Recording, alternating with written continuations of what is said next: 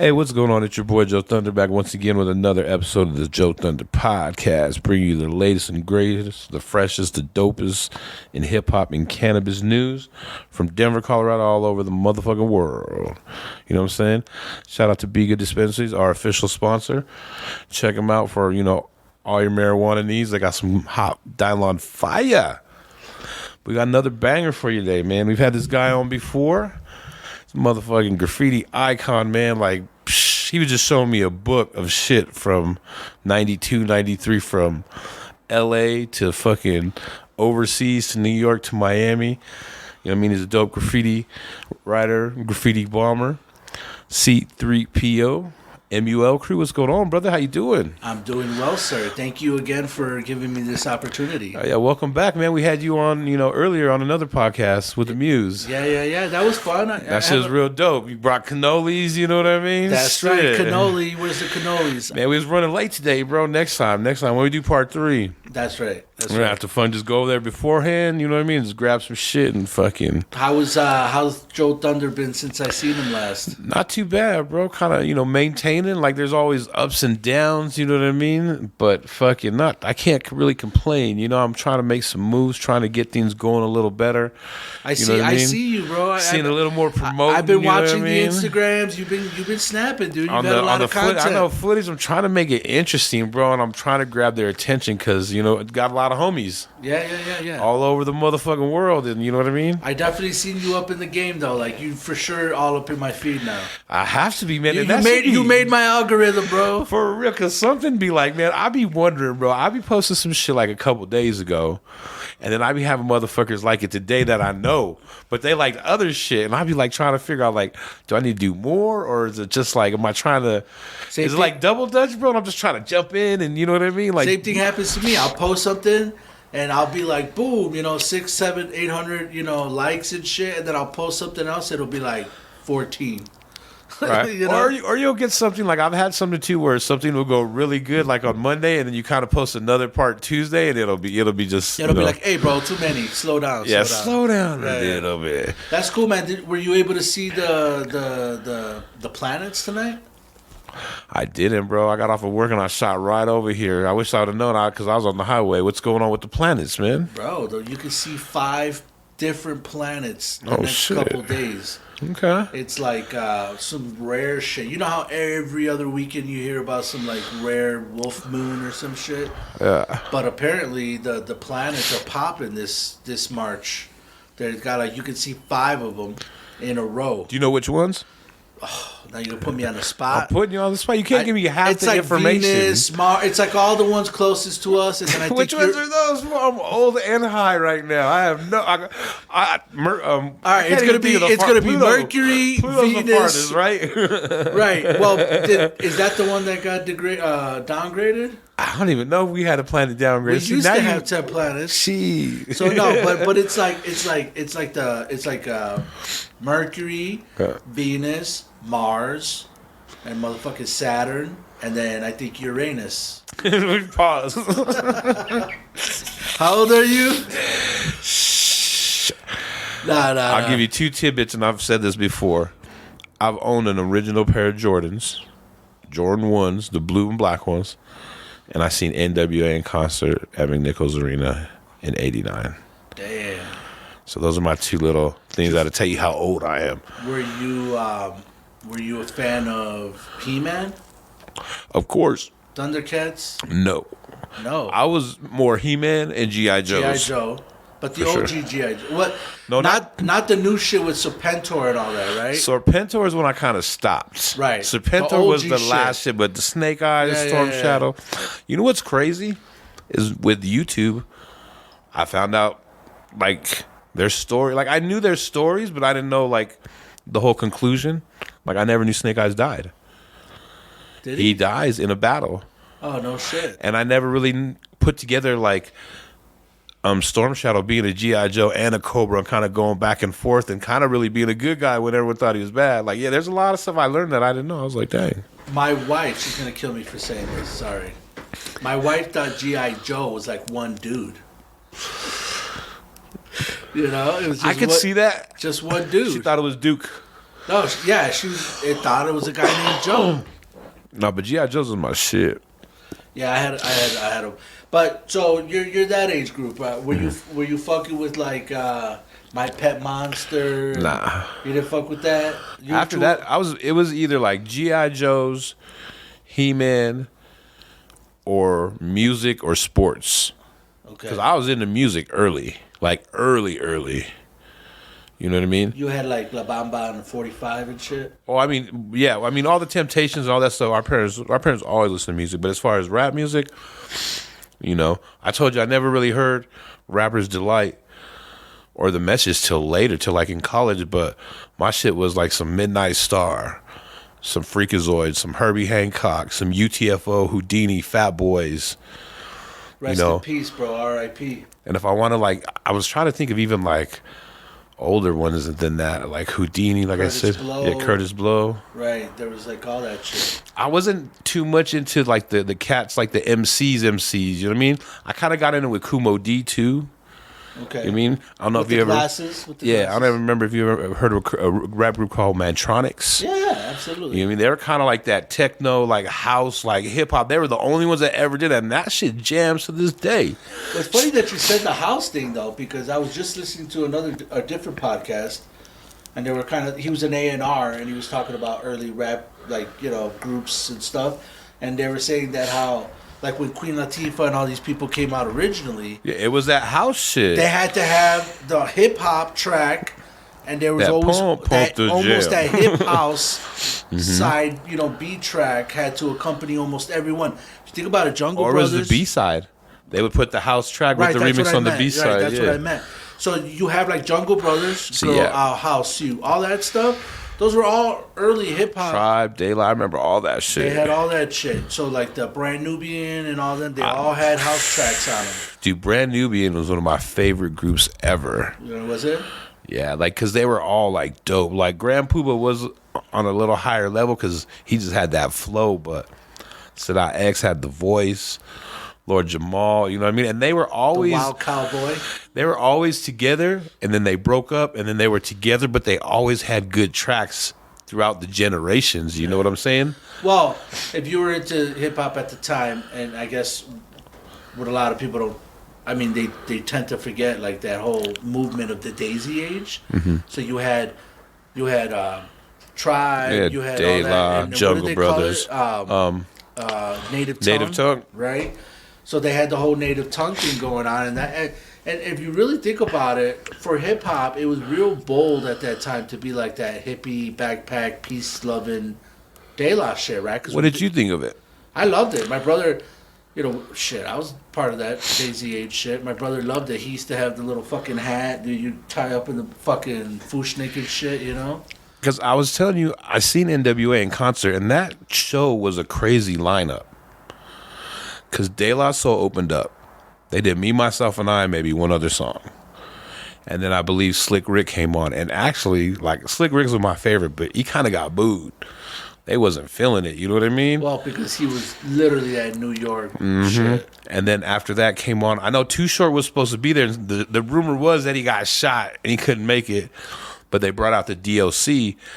And I remember, like, hearing the DLC and, like, this fool was killing it. And my homie was like, this fool just came out, like, last week, like, 2 weeks ago. He's their new, like, MC in NWA. And this fool killed it, bro. Bro, funny story, DOC. When I was a shorty, my dad had a friend who worked at, like, a record label. And he would always just give my dad, like, mad promotional vinyl. Uh-huh. Right? And my dad would always get all the rap stuff or whatever and bring it home, and he would give it to us. And I remember one of the first, it was DOC's record. I want to say it's the one with the Dr. Dre Marvin Gaye remix to the Formula on the B side. You know what I'm talking about? I couldn't even tell you, bro. Honestly, I just remember DOC, and I remember it being gangster, like but with bars. Yeah. Because he had mad skills compared to the other. I mean, Cube was a good writer, but they were like, he was coming gangster with bars. And that was around the time, I don't know, I mean, I know you remember, but when they started the war on rap music, and it was like that whole, like, we're not against rap, we're not against rappers, you know, we're against that violent music or whatever. when they came out. What was the old girl's name? Who came out with the explicit lyrics label? I have it right there, man. Yeah, me too. It's like Dorothy something or something Yeah. like that. I can't remember. But it was that time. It was She was trying to start like the Christian rap label, right. And It was get a everyone very to convert. specific time in rap. Dolores Tucker. Dolores Tucker, exactly. That's exactly what it was. Talking about the DOC though, man, it's crazy how a couple greats came out of Texas back in '89. Because we have one of the best lyricists in the DOC, and then with Premier, you got one of the best fucking producers, bro.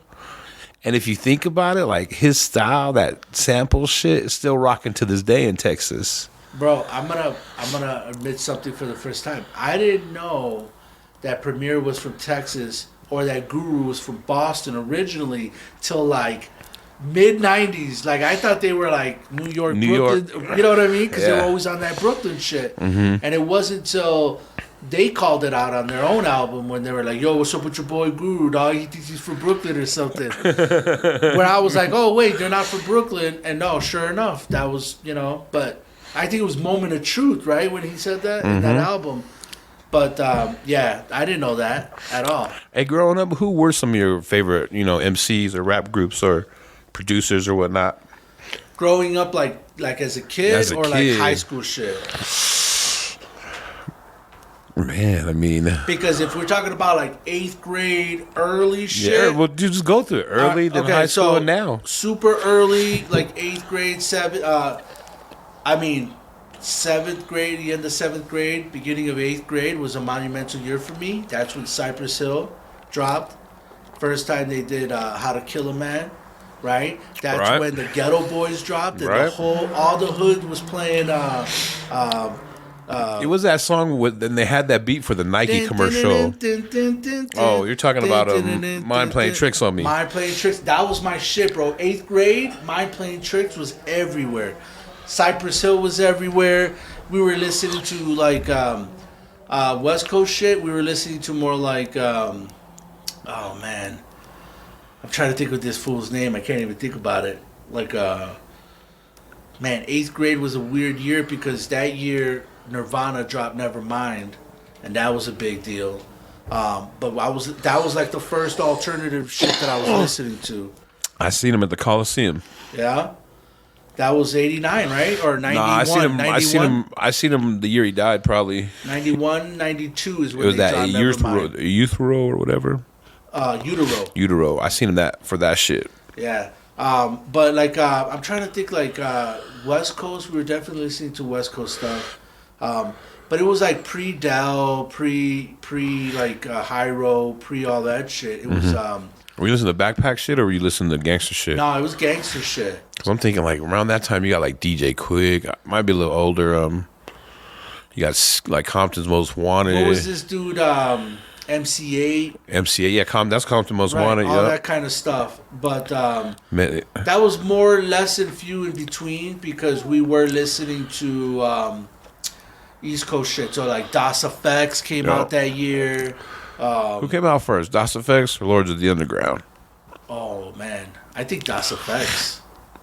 Yeah, I think Das Effects came out because I don't remember seeing a Das Effects video until they came out with their second album. Is it the Straight from the Sewer? The green one, right? Or no? It's the second one where they're like on the cover, like doing one of these. Now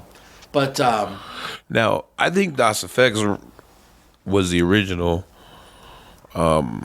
nursery rhyme type of shit. Like they say, like nowadays, they call like nursery rap. You know what I mean? Nursery rap. I think they're like the original. My homie says Bone Thugs and Harmony, but Das Effects came way before. Yeah. And if you listen to their shit, they actually put that shit in their raps. But the thing about them is by their second and third album, they weren't saying that no more. They were actually elevating. You're talking that bone skinny, all that stuff. You know what I'm saying? They kind of, or they either run 1, 2, buckle my shoe, 3. Yeah. That's nursery rhyme all day right there. That's, The thing with that, though, is if you really listen to it, at the time when it came out, it was so different that other rappers, like, if you listen to Q-Tip and a few other people around the time, they could be like, "Oh yeah, I could do that too," because it was totally different. But in retrospect, if you go back and listen to it now, they actually had bars, man. Oh yeah, they flipped it. Yeah. People were just, they've definitely flipped it. And like I said, on their second and third album, they kind of stopped that. Their second album was fire, bro. One of their favorite songs of mine ever is what is that song? It's the remix too. It's not even the original song, but can't even think about it. We cut all this out, right? Nah, we're just gonna roll through it, dog. I'm looking up right now though, because I'm trying to figure out. I remember the first one, and I remember like the Green album, the one with 40 in the Blunt and hip hop. You know what I mean? I'm over here trying to spell all high too. They Want Effects. That was the first. Oh, they want to flex. Yeah, they want effects. Yeah. They Want Effects. Yeah, like Das Effects. That was their first popular shit. Mike Checka is the remix, bro. This shit right here, this is my jam, bro. Oh yeah. Right? Can we do that? Am I breaking rules here? No, I think you could have it on for like a couple seconds without it getting fucked up. But what's the Green album? Do you know what I'm talking about? That's that one. That's it's Hold It Down, maybe. No, it's yeah, Hold It Down. Nah, like they had multiple. Oh, I thought albums. you meant this Green album. Oh no, that's the first shit. This is the one I'm thinking. Okay. The first was classic. Okay. This is the one I'm talking about, where they definitely spin the whole different. No more nursery rhymes, no more rat-a-tat-tat. You know what I mean? They definitely elevating. This shit. Remember this one? Oh, don't quit. Come on, man. Anyway, that's on that Green album I just showed you. So going back to what we were saying though, that was a very specific time in rap music. That was like 91, 90, it's like 91, 92. And there's so much shit that came out in 91, 92. I'm gonna have a homie on tomorrow, man. He's like the little homie. He's like, me and his brother ran together and graduated. So he was always the little brother. And he always put me on a little bit of music. Like I remember in 90, right when I was like a senior, he put me on a Keith Murray. He's like, you gotta hear this shit, bro. This feels tight. Put me on to like, I want to say Lords of the Underground. You know what I mean? So there's. But even that came a little later though. Then Das Effects. Yeah, dude. Because that came out when I was like a sophomore, man. Because that's when who were we talking about earlier? With the Keith Murray's crew, Redman, Eric Sermon, EPMD. Yeah, but what was the crew called? Def Squad. Def Squad. All right. So if you remember, Def Squad, Tupac, Redman, Method Man, separately before they became Meth and Redman, and some of the Wu shit. Like I remember Inspector Deck and a couple other people came out with their solo joints after 36 Chambers, but before a bunch of other shit. Right. That was like 92, 93, no, 93, right. 94. Right.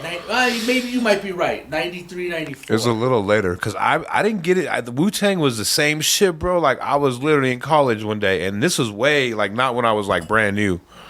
Because I remember the little homie put me on it again, some little DJ fool. And I was literally walking by his room, and he's playing like Cream, and I was like, "What the fuck is that?" He's like, "You don't know what this is?" I was like, "Nah." He started playing it for me. I was like, "God damn." Yeah. But I mean, this shit's straight fire, bro. Hip hop was like at that time it was sky was the limit because so much stuff was coming out.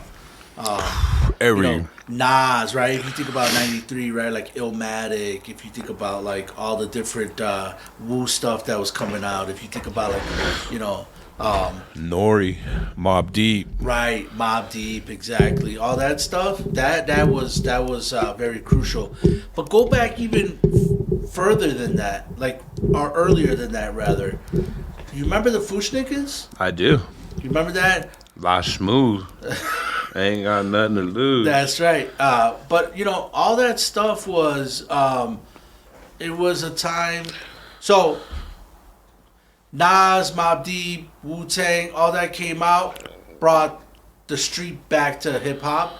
Mm-hmm. It had, because of De La Soul and all them, it had gotten, and it was more that they were more like that college rap, that hippie shit. That hippie shit. So when Wu came out, They brought it back to the streets. Yeah, that's what it was, and that's exactly what it was. It was return to the hardcore. You know, even KRS-One was saying return to the boom bap means just that, right? Return to the real hardcore beats. I think like rap. DMX was a part of that too, and like I said, Mobb Deep. DMX came a little later. Mobb Deep for sure, but Mobb Deep came out like a step after. But DMX came later than that. Then Wu-Tang? Yeah, dude. DMX, Rough Riders, all that shit came out like 95. Yeah, we need a Googler. Hey, is there anyone that wants to be a Googler for us to smoke a gang of weed? Yeah, right. No, you know, we might be off a year or two with some of this stuff, but we're right in the same, you know. You know what's funny, dog, is we're having this conversation, and now that I think I'm all fucking John Blaze, but I was at work the other day, and I had to break some shit down real quick, fool, because I was watching some shit, and I was in my mind, I was like, I have the timeline kind of right, but I got to get it right. And it was on West Coast shit. And it was like, who can? And my ones were Ice-T, Too Short, NWA, King T. Okay. So I already knew that Ice-T came out first because he came out first. I already know that. But I knew, I had a feeling that Too Short was way before NWA too, because I remember buying their tapes at the flea market, the bootlegs, and that was way before NWA came out.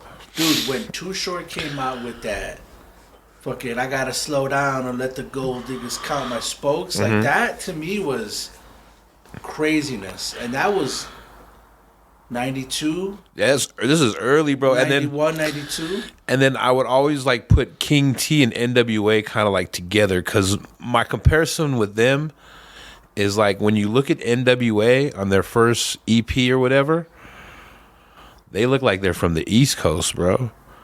They're not wearing Dickies. They're not representing that LA culture type shit. They're wearing Adidas. A couple of them have Flavor Flav clocks. You know what I'm saying? So my thing is like, y'all turned out to be gangster, but y'all were you were kind of portraying some way different. But King T literally came out within months, maybe before or after, maybe I don't know. It's really at the same time. He has the most gangsterous cover ever because it's at the same time. It's the same music. And I just seen an interview with him today, and they talked about his iconic fucking shot with the Cadillac, straight Dickie suit, Raiders hat with the 12 gauge, and Lokes looking like a fucking gangster, like that shit really was. Dog. I mean, it was very fluid. I don't know if you remember like Ice-T, right? So like Ice-T, I remember Ice-T coming out in like. He was like Electric in the movie Boogaloo. Yeah, he was in and all that. Breaking. But I remember seeing Ice-T, and it was more. He was. I mean, you can't get more LA than Ice-T, right? But he was on that like kind of New York. If you remember, he kind of was. He was spinning kind of with fast the leather and the boom and the leather hat, and so if you remember that shit. I mean, photos of Dr. Dre. You got to see all dripped out in boots and with like fucking.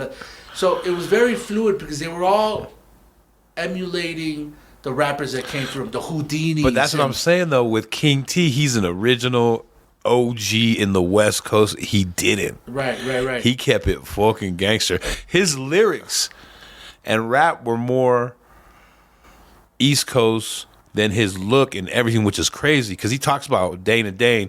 You know, couldn't find my Dane and Dane tape, you know? Yeah, but people forget.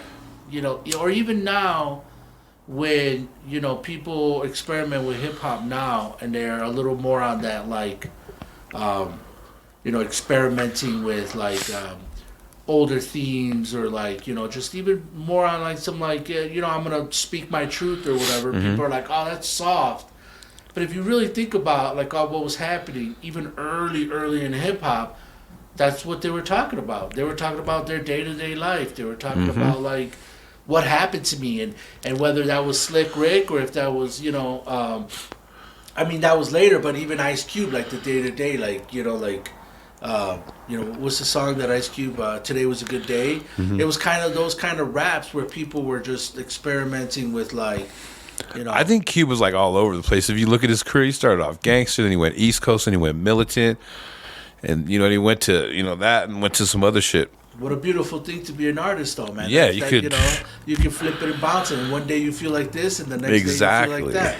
You know, And that's cool. And I know a lot of rappers nowadays, they struggle with that, right? Because it's like, you know, I had a friend who's he was a really great rapper, and he did both. He did like real mental heavy raps, and then he did street gangster shit. Like he talk about people getting murdered because that's how he grew up. He saw shit, but then he turn around and be like knowledge for self and this and that. But what I would always tell him, I'm like, nah, bro, you got to come out hard first, then go soft. Because if you come out soft and try to go hard, nobody's gonna take you seriously. I mean, look at what happened to MC Hammer. MC Hammer was the softest dude on the planet. He was soft batch cookies. Then he came back out, and then he tried to do that '90s hard shaved, with the And even at that, he was signed with Death Row. Yeah, they laughed him out the block. You ain't running with the hardest motherfucker. You got to come out hard first, then soft, bro. You can't do it backwards, But yeah, man, hip hop is a great thing, man, and a lot of people, and I know now it's real popular to be like, your mind's expanded, and you're like, oh, what are you gonna do? The hippity hop sprays, and you're gonna do that almost as if like hip hop's a bad thing. But I'd be like, no, man, I grew up hip hop. I'm a hip hop. What do you think guy. of the new music? You a fan? I mean, I'm sure there's some people you like and some people you don't. But I mean, what do you think? Sure. What I think is I embrace the youth. I embrace the new stuff. I try to listen to it. A lot of it's not for me, but it's not meant for me. You know what I'm saying? Yeah, exactly. So like I'll hear it, and I told you this I think last time we were here. It's like me trying to explain my 17-year-old self trying to explain to my uncle about why ODB was the shit. Right. And my uncle was like, bro, this is trash. And I'm like, nah, you just don't get it. Yeah, it's kind of the same thing. Like now I try to keep an open mind, and I listen to people because, the youth, man, they're the truth, man. You got to listen to them. But it's not all for me, dude. No, I get it. You're right. I keep an open mind, but some of it I'm like, yeah. Some of it's cool, but some of it I'm not hating. It's just not for me. I was listening to some music earlier, and I was trying to like just figure out like what to classify it, because it was like on some straight like gangster shit. But it was like they were singing, and it was like it wasn't like normal gangster shit. It was like almost some like. Was it like fucking? It was tight, Was it like man? My memory's horrible today, dude. It's like nothing I've heard before. I've heard other stuff from the city that sounds like that. But is it like Death Row singing shit? Like what's his name? Rest in peace. Nate Dogg. Yeah. Kind of like, yeah. I guess you can kind of put it like that. What do you feel about like emo shit, like Kid Cudi and stuff like that? I mean, some of it's cool. You can vibe on it intellectually. You know what I'm saying? Like a lot of it is cool. If it's too emo. Like what about like this guy they killed? What was his name? XXX or what is his name? Yeah, Extacion or I know I don't know. Yeah, I probably said it wrong. Don't butcher me. But. Right. Have you ever heard his music? I haven't. I haven't either. You know what's crazy? But I know motherfuckers love him. Yeah, dude. for real. I knew motherfuckers who loved fucking Tekashi 6ix9ine before he did all the snitching that were like, just like I don't even know how to explain it for people at work. No, see, people at work like corporate, like fucking, you know what I mean? That just love that shit. And I was like, I don't know, bro, but it's just like on it, bro. And you're just like, what the fuck are you? Why? What? I've listened to it and like I can't get any of that. You ever seen the video of him online where they remixed the fucking? He did like a gunshot, like and then they remixed it into a whole. Oh no. You gotta Google that shit. But even like that, man, I know people, like you said, that will ride for that shit. And it's just like, what the fuck do you see in it? Like, but I never. What about we've talked about classic rock. I think we all agree on that. Like, what other music you fuck with? I listen to everything, bro, pretty much. I mean. Spanish music? Oldies, like old shit, not like anything new, that, you know what I mean? You fuck with like. That's what I was going to tell you. That's what I was going to classify like some of the new music.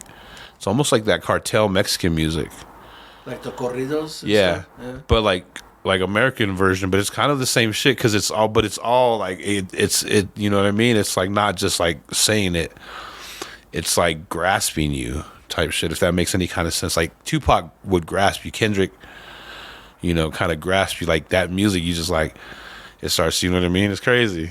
What you got to do is when you edit this, you gotta put in like 2-second snippets of everything we're talking about. Like, then it'll give 2 seconds. Like Fushnickers, and to be like, oh, I could just go there, just do an overdub. That's what I got. saying, Yeah, I got you. No, you know, but like cumbia, salsa, any of that kind of stuff. Nah, not really. I mean, you know. That's what we grew up listening some to. Some borracho music, you know what I mean? That's what I'm. You got to figure. I'm like 4 or 5 years older than you, so my shit, you know, my dad was listening to all that get drunk music. Yeah. That Marvin Gaye. Well, no, like Mexican music, like Jose Freddy Menes or fucking Antonio Aguilar or you know, shit like that, Antonio like Aguilera, all that shit. Yeah. But we listen to all that shit. Like I said, we grew up with music, bro. We grew up with fucking Motown, The Temptations, Marvin Gaye, all that shit. Michael Jackson. We listen to music, everything, bro. That's what's up. Yeah, man. So I think we covered some of the. Next time we'll talk about late '90s hip hop. And we'll move into. Well, no. You know what? One thing we will touch upon is I was just telling you I listened to the Fat. I read the Fat Joe book. And I never, I guess I knew he came out that early. Mm-hmm. Like he talks about in his book about how he was like one of the first Latino rappers. This is what's crazy, bro, about Fat Joe. And he was like 91, 92, or 93. I remember him being early, but I didn't remember him being that early. And then he was. When I went back after the book and I like saw some of his videos, I'm like, oh shit, okay. No, what's funny about that is I met him about a month ago when he was here, and I talked to him about that. I was like, bro, we're probably about the same age. And I was like, what's funny is like I graduated and I went to school in Albuquerque, New Mexico, University of New Mexico. And a couple of the people that I was cool with start calling me Fat Joe. And like they're like, there's this rapper named Fat Joe. And I remember going to like the record shop or even like the magazine shop and seeing him on the cover, and he was like some ball full of, you know what I mean? Would you go to Tower Records? Yeah, like we would go like, I'm trying to think, there was like a bookstore in Albuquerque, like in Nob Hill, that had like, they sold like records and like magazines, but I saw that shit there, and there was like a couple of like mom and pops, like record shops that I seen it, you know what I mean? But I miss those, man. They would just let you sit there and look through the shit. Like, but I told him about that, and I was like, yeah. So everyone started calling me Fat Joe the Gangster. I was like, because I was like from the hood, like, you know, but from Denver, and I talk different than people, in college. They're kind of proper, you know what I mean? So when you come there, I could just kind of all over the place. They're like, what the fuck, What did he say? He's like, nah, there's only one Fat Joe. Nah, he's like, you said good shit, you know what I mean? Shit, gave me a pound and kept it pushing, That's funny. But no, real quick, I was going to tell you, like, Fat Joe, bro, like, I remember that. I was in 92. And Fat Joe is, like, the man when it comes to, like, hip-hop as far as being a part or being monumental shit, you know what I mean?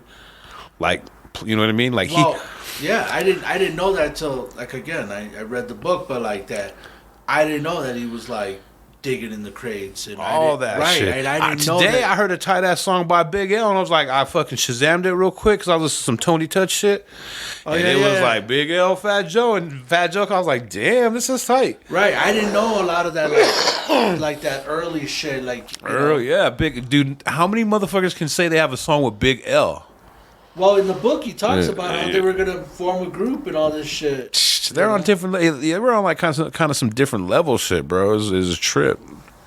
But it's like that, man.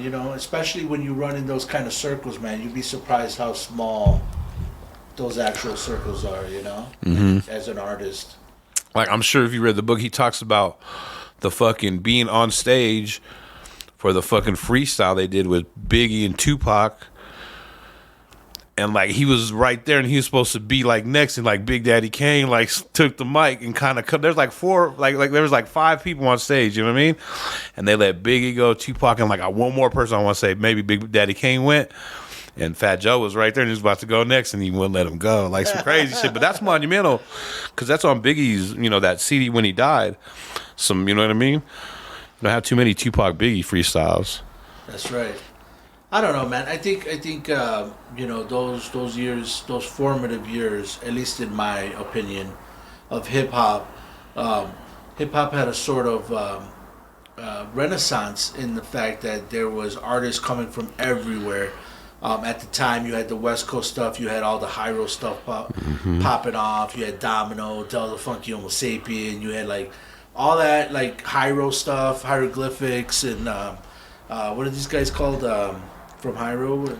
Which one? 93 Till Infinity. Souls of Mischief? Souls of Mischief. My brother brought Souls of Mischief to Chicago. You want to hear a funny story? Yeah. Sorry, Teal. I always have to apologize because I always tell these stories, but he ended up bringing Souls of Mischief to a concert that he promoted. And this is a cautionary tale for all you guys out there in podcast land. Do not ever throw a concert during the NBA Finals. Oh, never. Okay? That is a bad fucking idea. So, my brother Teal decided to throw a concert during the NBA Finals.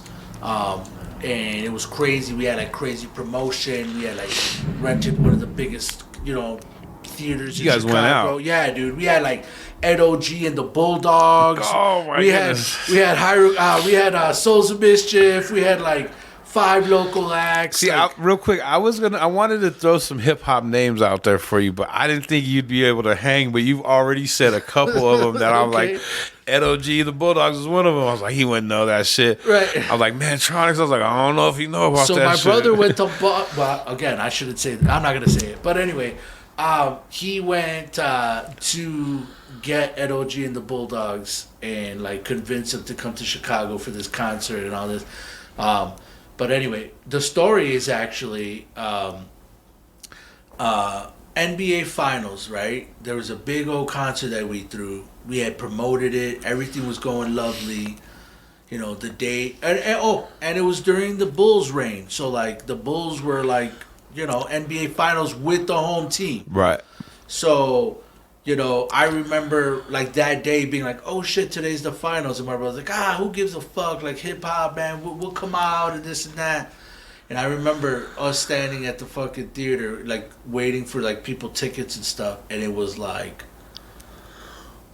a whack showing, bro. Like it was like, maybe a couple hundred people came out, but it wasn't crazy. But this place fit like $2,000. Let me say something real quick. Yeah. You threw a show during a championship in your own city. Yes. So that's like Denver being in the Super Bowl on Sunday, and I got a big hip hop show on Sunday. Yeah. What do you during do, the though? Super Bowl, What do you do? I'm like 17. My brother's like 23. We don't know what the fuck we're doing, right? We're bringing, videotape it all. No. I have it on videotape. I'll show it to you. I think it might be in that hard drive. Nice. Okay? But, always document. That's what we're talking about. You got to always document your shit, except for the dumb shit. Well, don't document fucking doing some dumb shit. But as far as music, writing, art, all that shit. Aren't you glad, though, we grew up in a time where we didn't have cell phones? For sure. God forbid some of the stuff that I did come out on the internet or be documented. Like there was no Facebook or any of that. We'll get into that right now, but let me finish the story.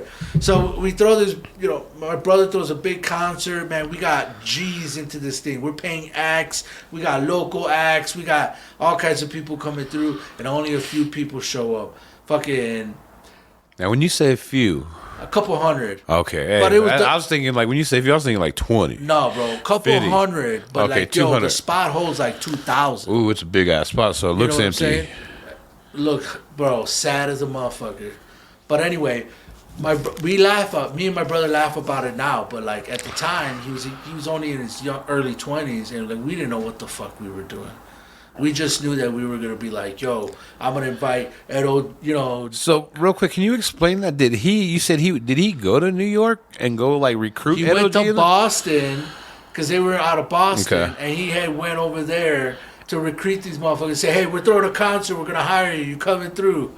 And like, how did he like hook up with him? Did he just follow like the address on the album? Or so back then, I don't know if you remember like rap pages and like all these like local A&Rs would have these newspapers with all their acts and stuff in it. Oh, okay. And at the time, my brother was doing producing, and he was like, fucking with local acts and throwing like a lot of local parties and concerts and stuff. So he was just going through. He's in things. the scene. Yeah, and he was just picking up stuff, and he was like, we're gonna, we love Souls of Mischief, right? Because MUL Crew, like our unofficial, theme song is 93 Till Infinity, because that's when we started. So we were already like, we like these guys, and we were Del fans even before, Souls of Mischief.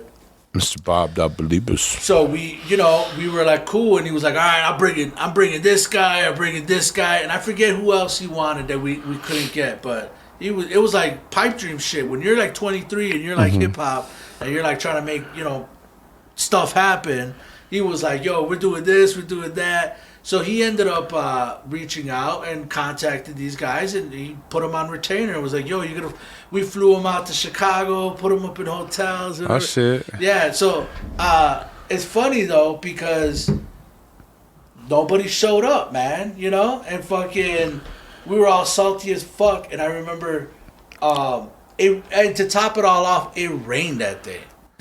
Okay, so we're sitting here and we're doing the best we can with what we got, and fucking Souls of Mischief is all pissed off. They're in the green room. They're all like, they're salty. And I'm telling my brother, I was like, I think these guys are pissed off. He's like, I don't give a fuck. They're getting paid, right? Like, yeah, I mean, but it's funny things like that growing up and doing like that kind of stuff, you learn, right? And that's why I say it's a cautionary tale, guys. Don't ever throw a concert during an NBA playoff when it rains in your own city. And it better not be Game 7 either. And they win the parade because everyone's on the parade fucking shit up. But we always did stuff like that. And that's one thing, at least for my brother, that I always admired is like, he had like, did not care about failing. Like, you just get up, you on to the next thing, And, we got into that, and he got into, the hip-hop scene early. He put me on, and, I got to meet tons of people because of that. We had people like Rhyme Fest coming through our house, and we had people like Ange 13, and, all these, like, really, really prominent people. Did you guys ever fuck with Kanye? I did it. The only story I got with Kanye, you want to hear the story? Yeah. And it also happens to coincide with the Souls of Mischief story. I'm glad you brought that up. We didn't set that up, did we? No, we're on it though, bro. Okay. So at the time, they wanted to do the guest list and shit. And I remember we had people on the guest list. We had different reporters and kind of stuff like that. Right. And there was a pretty well-known producer at the time called Shockwave. And he was from Chicago, and we kind of knew who he was, so they wanted to put him on the guest list, and my brother was like, yeah, cool, yeah, let's do that. And then they were like, okay, we want this guy, and we're like, we can't put everybody on. They're like, we want to put this one Kanye West guy on, and my brother's like, I don't even know who that is. Like, we got to cut it, because we had everybody and their mom on the guest list, and my brother's like, nah, we got to cut it. Can't put no But one. I always remember that, and I kind of joke with him. I'm like, remember when you fucking shut down Kanye West or whatever? Damn. But we didn't have a lot of interactions with him. We did have interactions with like his mentor. So like No ID and like. Sounds like you fucked with common sense back then a lot too, no? We all ran in the same circles. They were older than us, much more talented than us, and we would see each other at parties, at events and stuff. Like I have a very vivid memory of seeing Common and them like playing pool at this one spot we went to and stuff like that. So it was all kind of like interactions, but I never met the guy. I never talked to him. I knew his peoples and I know the peoples they ran with, but no, not me personally, But it was in Chicago. It was a small scene. Everybody knew each other. Like I definitely remember when he blew up, when he was like, "Can I borrow $1?" and all that kind of stuff. I remember. You remember the music box? Yeah. Did you guys have the box out here? Where you pay like $1.99 to see a video? Yeah. Okay. Yep. So I remember seeing all that shit on the back. How about EC Illa? You remember EC Illa? Nah. So he just dropped a book actually about a month ago.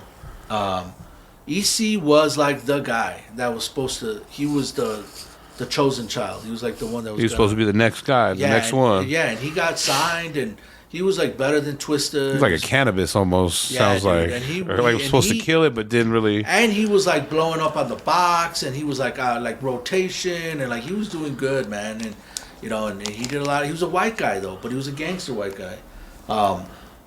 But you know, all those little circles of what was happening. I remember at the time, like Do or Die blew up. Remember Do or Die? Oh, for sure. Hay in the middle. Oh, no. Twister. Twister, but back Twister then he Do or was Die. Tongue Twister. Yeah, I actually seen like some shit like that. It's funny you said that because I be on my little collecting shit. You know what I mean? Autographs, all this shit. And somebody posted on eBay like a gang of like black and white promos of rappers. You know what I mean? And you know, but they had like 3 Times Dope, Nonchalant.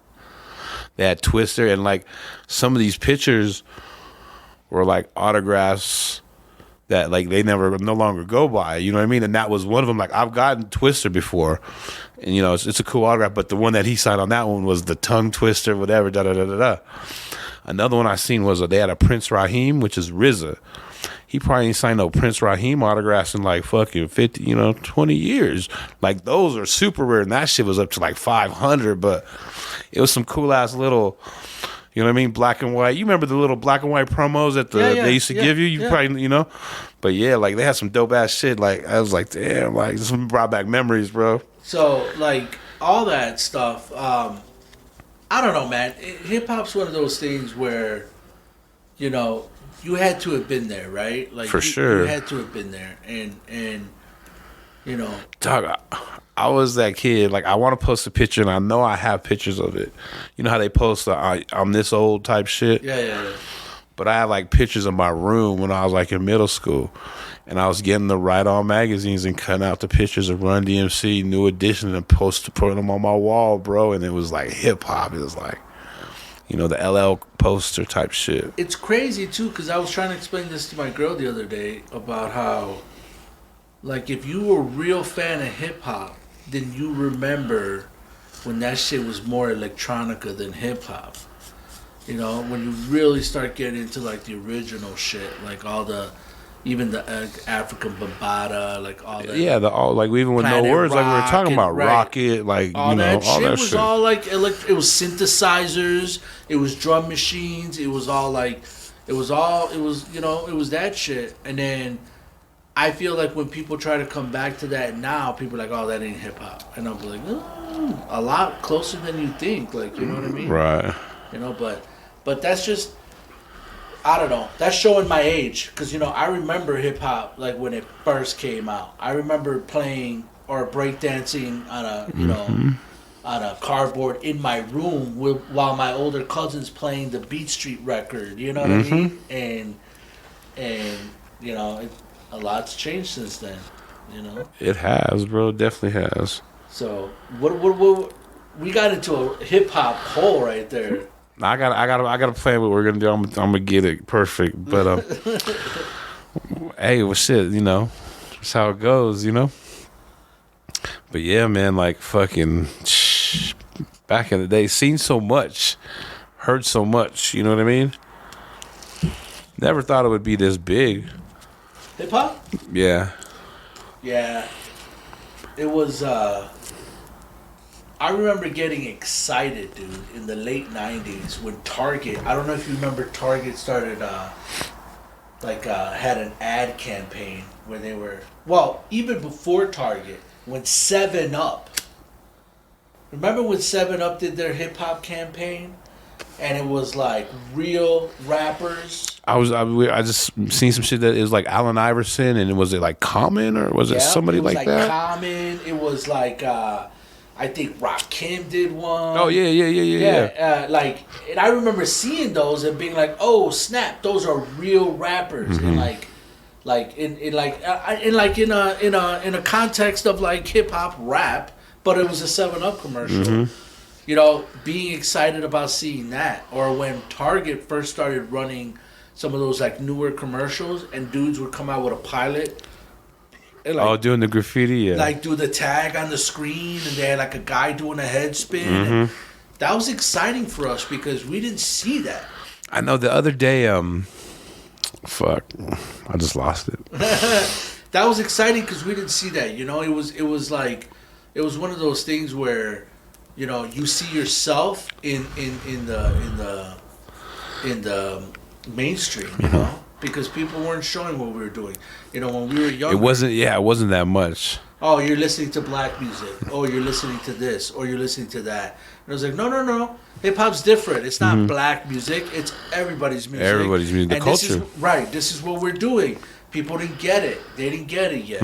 You know? No, one of the things I caught it, but what I was trying to remember is I seen the other day a Jordan commercial, and they're always kind of talking about how Jordan hates rap and don't like rap and this is all rap.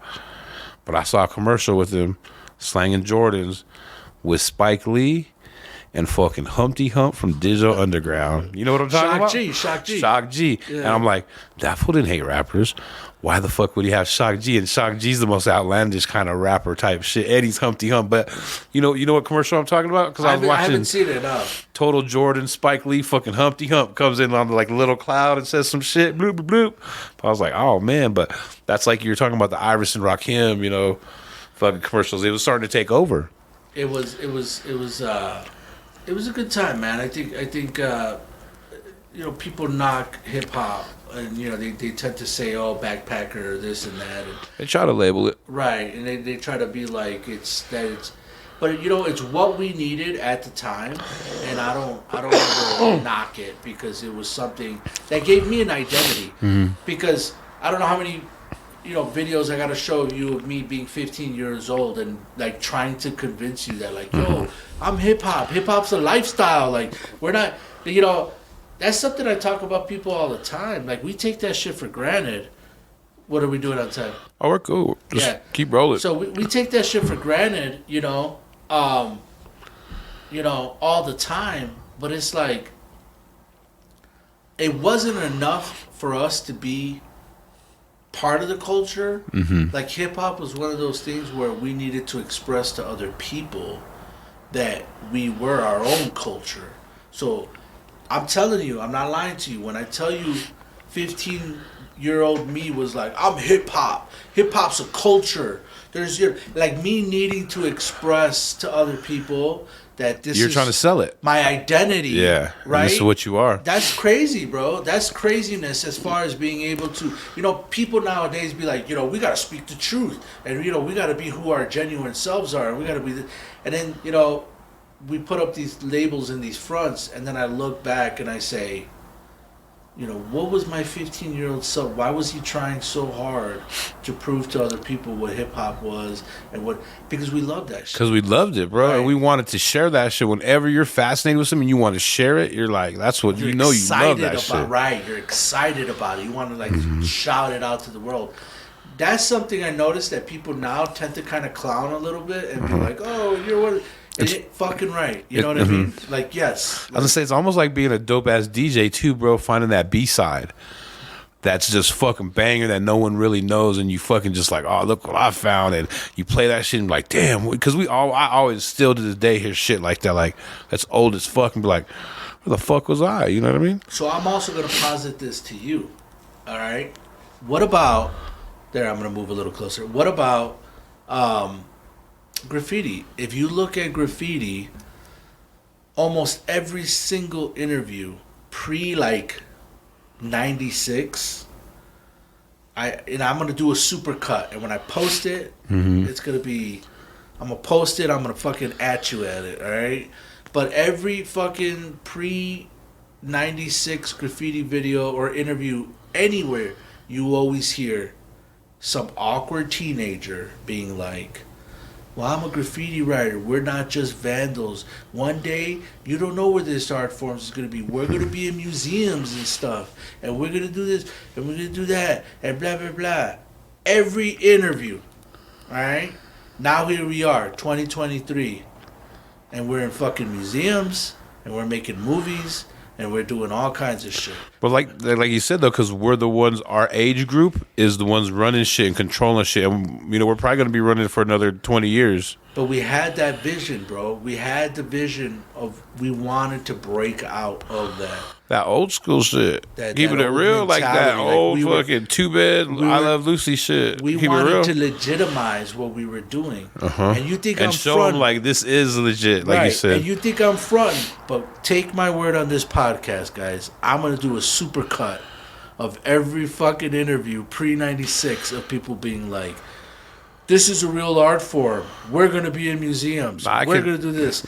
I can think of a couple ones right off the bat. Yeah, and you'll see. You know, the graffiti shit when they're in the gallery and like, have you ever made $5,000 in a night? Tell them talking shit, you know what I mean? Or the kid like, I want to be on graffiti magazines, graffiti videos, graffiti fucking everything. People take advantage of that now because graph is so big. They just assume that it's always been this lovely, and it's not. We had to fight against our parents. We had to fight against society. They don't know that. Our school. They don't know that. Their moms give them a marker nowadays. Right. My dad literally. My dad literally would be like, "You're dirtying the city. This is garbage. Like, what are you doing?" I wish I still had some of my photos and stuff from when me and my brother first started writing. It's not existent. Why? I had my own dad raid our room. He raided our room, tossed our whole shit, grabbed all our piece books, ripped them up, threw all our photos away, our markers, everything, dude. We had nothing, like, you know. How did he kind of find out, or what kind of sparked him to fucking send he in knew. the Once my brother started getting racked, and once I started getting racked and getting arrested and getting into trouble or, you know, messing up in school, first thing that's got to go is the Nintendo or the comic books, the Nintendo, and then, like, anything else that's getting in the way. And in our case, it was the graph. So it was like piece books, posters, pictures. It had to go, bro. You know? Yep. But nowadays, everybody's like, oh, graffiti, it's cool. Like you said, here, go buy some markers. Oh, go to, what's this place here? Gyrie's. Go buy paint. You know, go do this, go do that. It's encouraged. Yeah. That's crazy. It's not for everybody, though. Right. You know? Being that we're on the fucking subject of hip-hop, bro, I gotta ask, Jay-Z or Nas? I'm a big Nas fan. Me too. I'm an earlier Nas fan, later Jay-Z fan. So what that means is anything early Nas, I love. Yeah. Anything later Jay-Z, I like. See, I'm opposite that. I like early Nas and I like middle Nas. After the not the Hate Me Now CD, but the next CD when he had like the song with Beyonce, like that's when I kind of stopped. The one with the King Tut fucking CD cover. Yeah. I Am, or what is it? I Am. So I kind of stopped listening then. So I like, but everything from that was dope. Jay-Z, same thing. I like couple Reasonable Doubt's a classic. And I think I like the Dynasty, and that's it. I like Jay-Z's later shit. I find it to be more mature, and I find it to be like more in accordance to like his lifestyle and what he's doing and kind of where I'm at in my life. But I'm a fan of crime rap. Okay. So Mobb Deep, Nas, that I'll sell you rocks and then rob you. Like, I love that shit. I love that shit. Right. You know, like that early Nas, that Nori, that Jada, M.O.P., Locks, you know. Now, are we counting any West Coast in this, or is we just strictly? Because I'm going down the list, but okay. even Boot Camp Click, and like all that. Fuck, you're naming some good ones, bro. You know, like all that shit, like Sean P. and Coco Brothers and all that Helter shit. Skelter, all that shit. All Helter those Skelter. fools. Love the crime rap shit. Some West Coast shit. At the time, I listened to Tupac, but I never got into Tupac till later when I got old enough. Or I was already older, but like when I kind of got it, like I thought, and check my privilege here, but I remember when Tupac came out and he was doing his rounds on MTV and MTV Raps and all that stuff. He kind of came off as that militant, pro-black, right? That all that shit. Then he got gangster because at first he wasn't. No, he was on. You're right. Well, I don't know. He was on that pro-black. But it was like he was a pro-black, but he was on that. I don't want to say cop killer, but he was on that gangster shit because you got to be gangster to do. He was on that I would say militant. It was like, Okay, but it was a gangster fine shit line. didn't really come out till right before he got locked up. Hold on real quick. When I say gangster, I don't mean like gangster like Crips and Blood. I just mean straight up gangster. Like we're talking about Big Pun, like motherfuckers like that. That's what I meant. I think he was on his militant, but with gangster, like not like gangs. But he was. The thing with me and Tupac is that even at that age, I knew he was very. He was dope. I was in it from the get with contradictory. Or what's the word I'm looking for? Not contradictory. When you hypocritical. He'd come out with Yo Mama, or Hey Ma. What was the song? Dear Mama. Dear Mama. You're right. And then he came out with like. Fuck the hoes. Yeah, but you gotta have both sides. If because there's women that are women, and there's bitches that are bitches, and there's hoes that are motherfucking hoes. And imagine how you be talking about them nowadays, because nowadays they amped up. Right. But what I'm saying is, I knew that he was that he was kind of polarizing at the time. Before that, you had like Digi Underground, and you had a couple other things. And I fucked with it, but I was mostly an East Coast guy, Midwest East Coast guy, and I know Denver, Albuquerque, all those places were mostly West. Well, no, Denver like switched, because before there was no West, like Denver was East Coast like a motherfucker. But when the West came, it took it, because like you said, it's a different shit now. Like all the militant shit is cool and all that, but these motherfuckers are really shooting, and you know what I mean. They're like, you know what I mean. So it's that. It's almost like we're kind of having the conversation about the Common song, I used to love her. Mm-hmm. I mean, that's the kind of conversation we're having, right? Kind of, but he was wrong for that. I mean, I took that as a West Coast diss. Do you? Yeah, easily. Why? I can't remember the fuck. If you know the line, just because you see like. He's like, I used. Here, hold on. With the West Coast. So what I was thinking, like the line that I was thinking is when he talks about he wasn't salty that she went to the West, we're chilling with the boys in the hood. And it's because like he's labeling the gangsters the boys in the hood. And he's like kind of like, how do you have opinion anyway? Anyone can listen to hip hop. You kind of feel what I'm saying? So it's kind of like felt like a little bit of a jab. Maybe I'm taking it different. A little bit. I think because you got to remember at the time we were getting a lot of slack, right? There was a lot of West Coast NWA. Like, no, it was definitely different. You know what I mean? Kind of like now. I mean, it always changing. So I remember when that wasn't even my jam. I remember that it was my jam later, but like that was his more like his breakthrough. Well, no, not his breakthrough, but it was more of his like dissertation on what he thought rap was, And I remember at the end when you would tell people, he's not talking about a girl, he's talking about hip hop, and people were like, what? Then you have to go back and listen to it, But that was like his dissertation on it, Right. So I know you're a big East Coast man. I got to ask you one more: Biggie or Pac?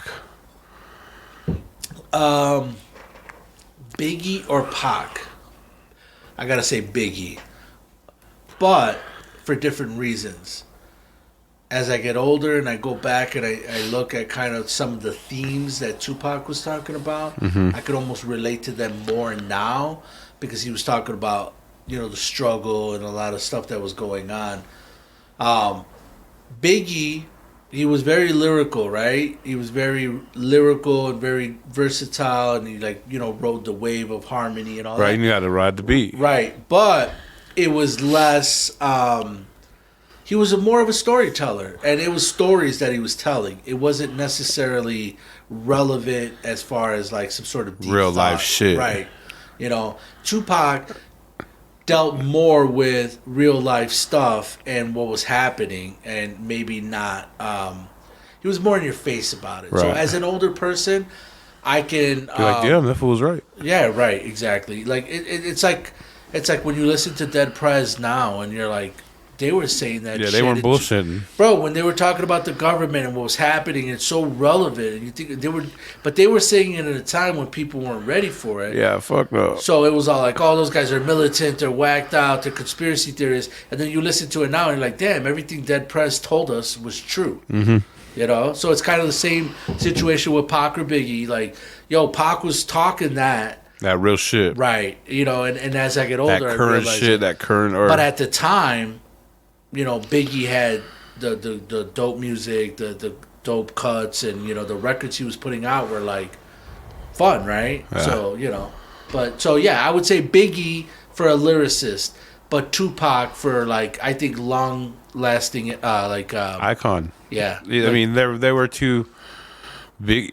Tupac was icon. Biggie wasn't even close to being icon. But the same thing happens is, like, I remember when Tupac got shot, I was like sitting there getting high with my friends, and we were like, "Oh shit, Tupac got shot again!" Like we were like, "Oh no," that dude was, he'll make it, right? He's immortal, right? And then it was like, "No, he died," and we were like, "Oh shit, Tupac died." What's kind of crazy, bro, is he was like so young. Bro, 23. Biggie was like 22 or so, and he did so much to be iconic, bro. Like, how are you that young and iconic? It's not like he had one movie. It's not like he had one album. Like, that fool was putting in work from the get. Like, yeah, he was, and they both were. And what's interesting is that, and he was wild as fuck. But it comes to that. I don't know if you've ever kind of heard of those themes where people they're like these shooting stars, and they're like.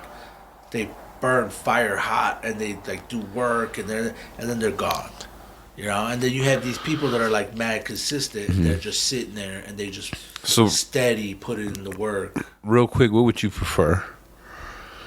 Would you rather have a quick career like Pac and live the fast life and have everything, or would you rather have longevity. And kind of fizzle out? My whole career as a graffiti writer has been longevity.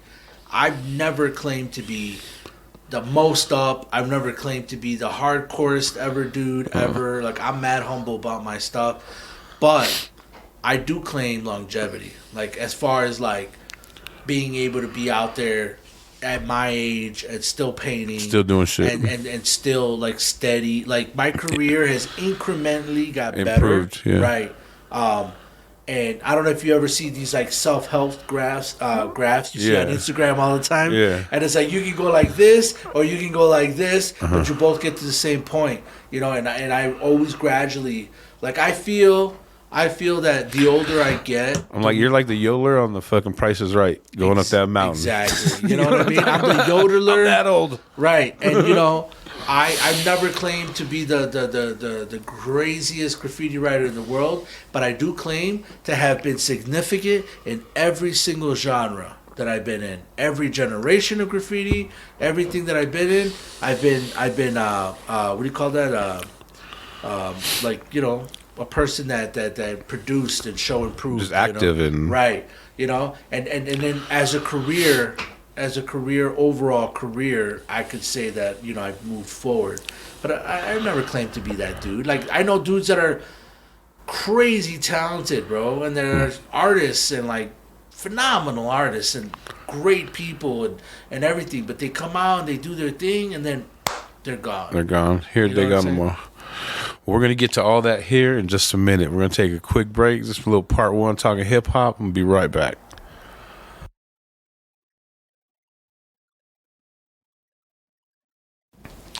All right, we're back. It's your boy JoeThunder, Smoking with JoeThunder podcast. I'm here with C-3PO, MUL crew, you know what I mean? Shout out Be Good, This is part 2 real quick, and the part 2 is really interesting, man, because I was just, I don't know even how to say this. You just let me see like a couple episodes or pieces of episodes of this new documentary you're working on called It Was Written, right? Correct. Which, is all about Chicago graffiti and how it started. And I mean, what I saw already, dope ass shit, bro. Kind of talk about that, how this kind of came up. And this is some intricate ass shit. This ain't no like 1-2 motherfucker interview. I mean, this guy had kings on this first episode breaking shit down, like giving you all aspects. So go into it, brother. All right, I'll give you the quick the elevator speech. So basically, the project's called It Was Written. Mm-hmm. It is format. It's a long format movie, so it's going to be 2 hours and 20 minutes. But we quickly understood that when we started this project. Well, let me rewind. How about this? I started a project in 2002, okay, called Bustin' Stains. Okay. It was a project that we had started with, the whole graffiti movement in Chicago. Chicago, right? Right. This is It's all Chicago-based. Yeah. Shy. And what we did was, we were interviewing everybody at the time, all the old school guys, the new school guys, the thing was to come out with a movie, documenting that. But at the time I was like in school. I had one foot in the train game. I had the other foot outside. Right. I wasn't really ready. I wasn't mature enough to do it. Every time something happened, oh no, we're gonna get raided. Grab all the stuff, take it to grandma's. So we weren't really there at the time. Fast forward to 2019, my brother and a friend of mine, another artist called Mac Blackout, got into their heads that they wanted to make a movie. Now, they had linked up with a director who had done a previous documentary on Chicago, and it was a hip-hop guy. He was a rapper, right, dancer guy, and he had did that before. It was called... Devin's Dance Moves? No, but he's going to get mad at me because I'm going to butcher the name. But it was Diarrhea of... Oh, shit. He's going to kill me. But it was about Thingamajig, and it was Diarrhea of a Madman or something like that. He did that previous project, and then he ended up linking up with Mac Blackout and my brother Teal, and they were going to do a graffiti, movie. And they had reached out to me, and at the time I was like, nah, I'm not really interested. I kind of got my own thing going, and right, that kind of stuff. And they started filming. So they started filming, and they started doing the interviews, and I started seeing some of the stuff that was coming back, and everything I shot in 2001, 2002 was all we were shooting on an SL1, which, if you know what a Canon camera. That was a high-end Canon camera at the time. Right. But it was still shooting on mini DVs, so it was tapes, magnetic tapes. But it was the best you could get at the time. Mm-hmm. And it was, I think, 720 was the highest they could get resolution. 720 by 480, I believe. And it was like, it was still tape stuff. So yeah, it was good, but it wasn't great. But when I started seeing some of the footage that was coming back from these guys, we're crispy 4K, like... lights and the whole shot, I started getting a little, jelly, and I was like, a little bug. Yeah, and I was like, damn, and they were like, oh, so the director and my brother kept trying to like egg me into this project, and I was like, I don't know if I want to do that, I'm over opinionated, I got too many ideas, I like doing things my way, and they're like, nah, well. The director knew I'm the guy who's got the footage. I got mad footage. Got crazy stock footage. Of shit. Footage. That's one thing we did is we documented a ton. So, he was like, yo, we really need you to get on board and this and that. So finally I was like, look, I'll be down to do this, but, it's got to be some real shit. We're not into, some whack, faux shit, Yeah. We got to do this right. Tell the truth. Right. I'm not into corny shit. I'm not trying to, I got no agenda other than whatever. So they're like, yeah, let's do it. We agree to it, blah, blah, blah. And I said, great. So I got on board with this project, and, we made a list, and we were like, in order for this to go down the way we want it, we need to get A, B, C, D, and E. Mm-hmm. And not only did we get A, B, C, D, and E, but we went all the way down to like Z. You know what I mean? And we ended up, and I don't know if that's a reflection on just Chicago in general. I think something of this magnitude has never been done. Right. We didn't have any Martha Coopers. We didn't have any Henry Chalfonts. We didn't have Jim Prigoffs. We didn't have any of that. We just had individual artists documenting their little parts of their world. Right. So, I think now people were in a place, where they're like, it's time to tell the story. Because I've never had so much cooperation from the whole community. Like, we've had, like, artists who are always been nice to all the way down to the dickheads, and everybody in between. And they were all like, yeah, sure, here's my photo albums, here's footage, I'll do an interview. It was just like everybody kind of fell into a position where they wanted to make this happen.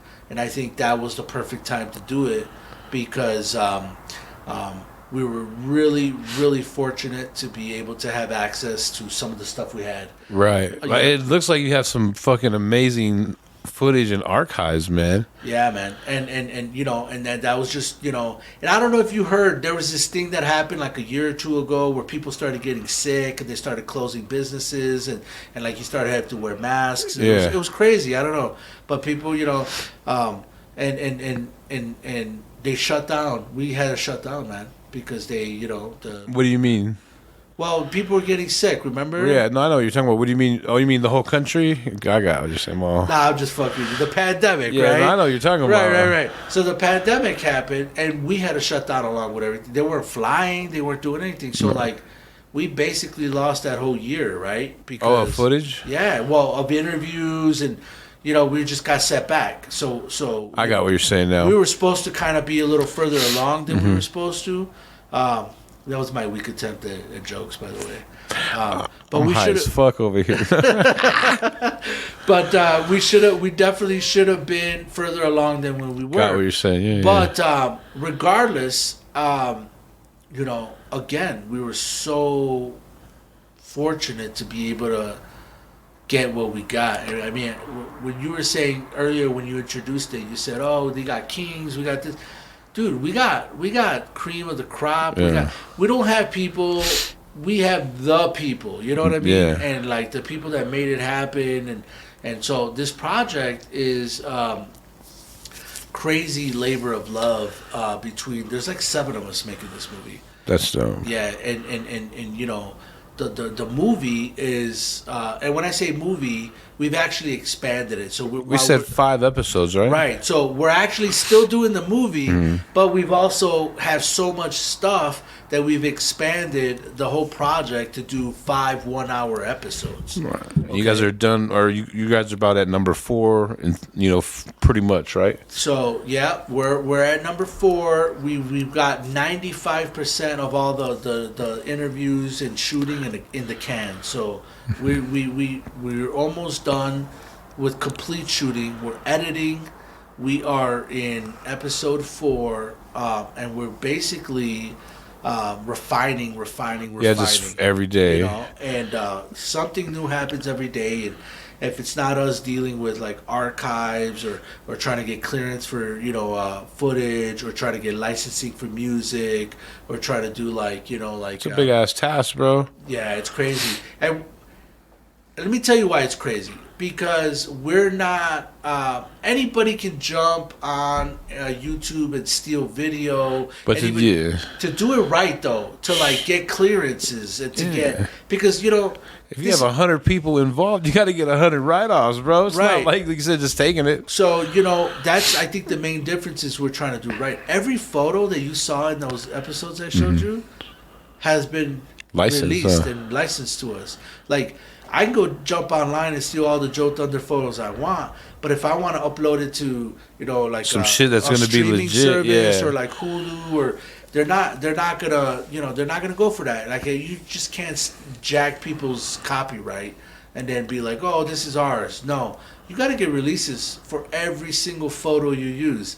For everything you do. Like, you're telling me some of those are hard as fuck. You had to go through some hoops and track down people in other countries and... Absolutely. I mean... I don't know if you had to pay any bread for it, but I mean, there was some of them that kind of seems like, fuck. I tell people all the time, man, I got to carry a chapstick in my pocket all the time because my lips are so chapped from all the pole I've been smoking.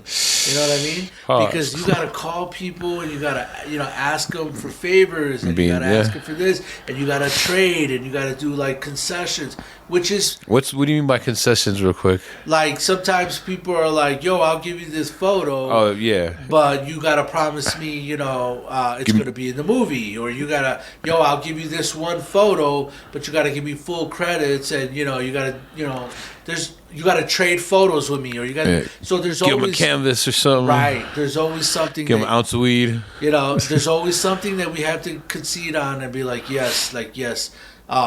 And Real- there's some stuff that we've been like, no, I'm not gonna do that. I've had people tell me like, Can you give me some examples? Or well, I will tell you there was a gentleman. I'm not Right. gonna say Yeah, his don't name. say his name, right? but- But there was a gentleman who was like, why don't you get him some hookers? no, he was like, yo, you got to pay me 10 G's for my. Oh. But like right off the gate, now, the guy is a very well-known artist, very well-known graffiti writer.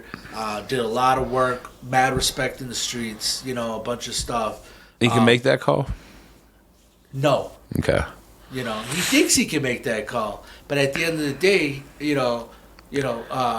I can make my story without him. Yeah. I would like to include him, but you know, he was like, "You got to pay me 10 G's, and you got to do this, and you got to do that." And what was that for? Was it like an interview Right. and like maybe like some little bit of footage or some shit? It was interview. It was an interview. Okay, so it's basically You know, and to be fair, the guy's a hermit. Like the guy's not been around for a long time, and it's like it would so be some that's exclusive. that's why he's kind of probably thinking that. Yeah. Right. But at the end of the day, I got dudes that put in more work and did a lot that are more. Or you could get two or three of them. Yeah. Right. You know, and not to downgrade anybody, but to say those kind of concessions when, you know, coming from a graffiti background, you know, we're self-funded, we're, you know, everything we pay out of Your pocket. head too. Your graffiti hits of fucking. Right, you know, we do all that, and we're not that kind of, you know, graffiti and hip hop comes from that, you know, show and prove, and we're gonna make something out of nothing attitude, and that's kind of what we're making, you know, what we're doing with this project, and we are leaning on the good graces of a lot of people who have been very a lot of help. generous. Yeah. A lot of generous people who've been helping us, but you know, to be able to ask, you know, or to be able to be asked to pay someone $10,000 for an interview is just not doable. It has nothing to do with, oh, we won't pay it, or you know that kind of thing. It's more like, well, we can't pay it because that's not the kind of operation we're running. Right. But you run into stuff like that. But for every one of those, you have 10 other people that are just like Totally phenomenal. You know what I mean? What was the craziest request you got for for trade or some, you know, to get some shit? You know what I mean? Craziest one. This is the most odd. That kind of like, I mean, that's kind of weird, but sure. Someone asks you for like a bucket full of paint or what? I get that all the time. That's not out at all. I get people Bring me wanting, 50 cans. I got you all day, homie. right. I get stuff like that all the You time. go fucking do Let the- me see what the oddest thing is. Oh man, let me see.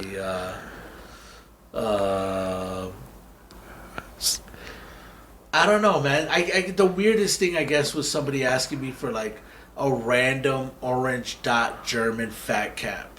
Is that like pretty rare? Yeah, and it was like, you know, I have a ton of caps and stuff. So basically, he was like, dig in your collection. I know you got it. You know, run it or whatever. And I was like, I don't know if I have it, but let's see. But just random. It was like a very much like a scavenger hunt request. It was like, do you have orange dot, you know, German fat cap, the original with the fat ridges? And I was like, So it was kind of like some like almost graffiti memorabilia that you could have possibly had tucked away or something. I did look for it though. I was willing to give it to him. I don't think I did find it. That's But funny. that was probably one of the weirder ones. But yeah, we get stuff all the time. We get like, you gotta credit this, you gotta do this, you gotta do that, which is fine. You know, a lot of stuff is archival footage. Right. So we do find a lot of like stuff in like university archives. I found stuff in the Just random shit that probably ain't even got to do the with graffiti. National Archive, like the Federal National Archive in Washington.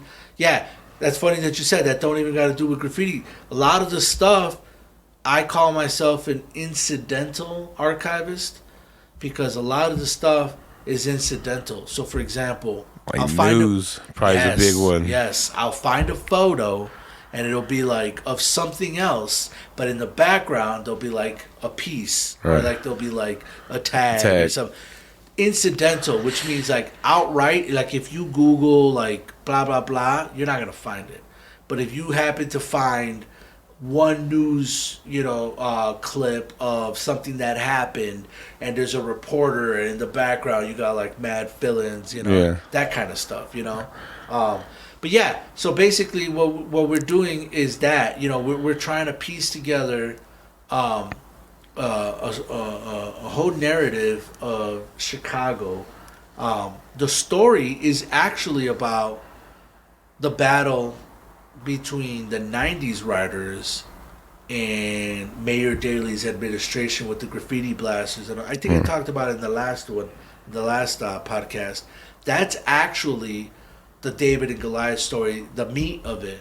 But we found out quickly that since it's never been told before, we do have to tell that early story. So like the 80s and like the backstory to it for it to make sense. Well, that's what was cool about it. Can we talk a little bit about the first two episodes we saw? I mean, that's what was cool about it, is because a lot of graffiti started from gangs.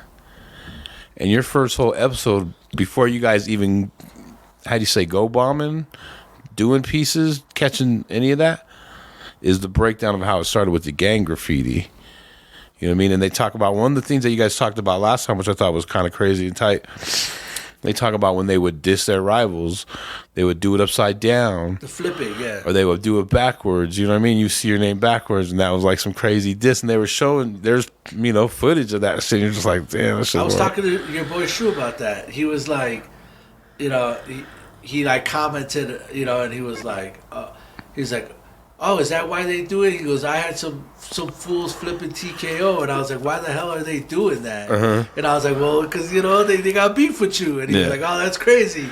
That's some crazy shit to even write someone's letters. So yeah, you're absolutely right. I think starting with like the early stuff, gang graffiti, 60s, 70s, even going back to like the Black Panther movement and like the Puerto Rican movement and all these people saying like, death to the pigs, or like we'll have our liberation, or all that kind of stuff. That all started the anti-establishment movement with like I think and I hate to use a rap quote because it's so cliche, but I think Talib Kweli in one of his songs says like, there's a whole city full of walls that you can post complaints at. Mm-hmm. You know what I mean? Like if you got a problem with the system, or you put on the wall, right, man? And that's kind of what was happening in Chicago in the '60s, especially even going back to like the riots of '69 and the Black Panther movement, and even some of the liberation movement and the Brown Berets and all that kind of stuff that was happening. They were taking it to the walls, and they were literally being like, "Yo, fuck Nixon," right? Or like, all the stuff that, down with the Vietnam War, and like, we won't take it, and the whole world is watching, and all that kind of stuff was a precursor to the later decay, which I would claim would be in the 70s. During the 70s, the nation went through a recession all crazy, and we had a lot of industry, not only in Chicago, but all over the country that was leaving either the country or the city. And what was happening is you had urban decay. That's when you start getting a lot of these like deficits in city Detroit city budgets. Right. St. Louis is kind of like that. Right. So what you had was all these industries leaving, and at the same time, white flight was happening. So a lot of the white people were moving out of the city into the suburbs.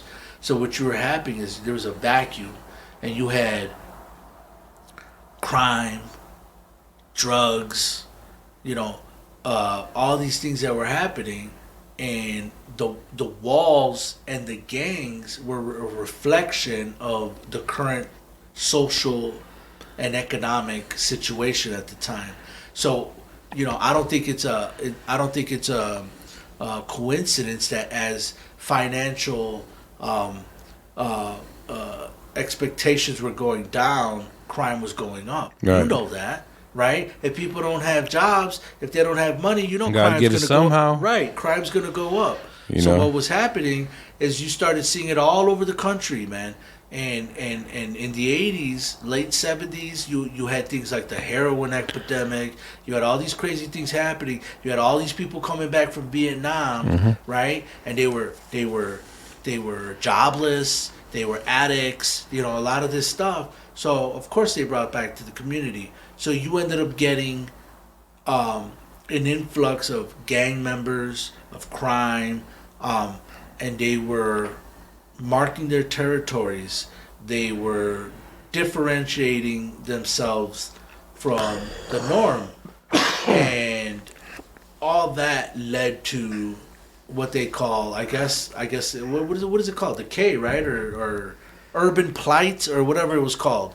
But and I don't think that it's also a coincidence that while that was happening, there was a situation where people started getting desperate.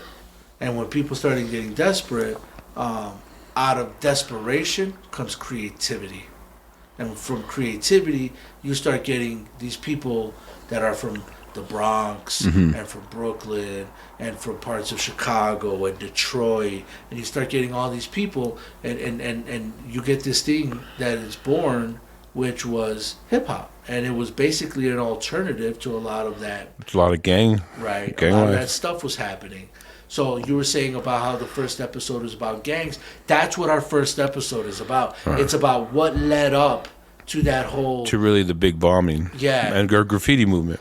Well, you got to remember, though, that most people before they were graffiti writers, they were dancers. Right. They were breakers, okay?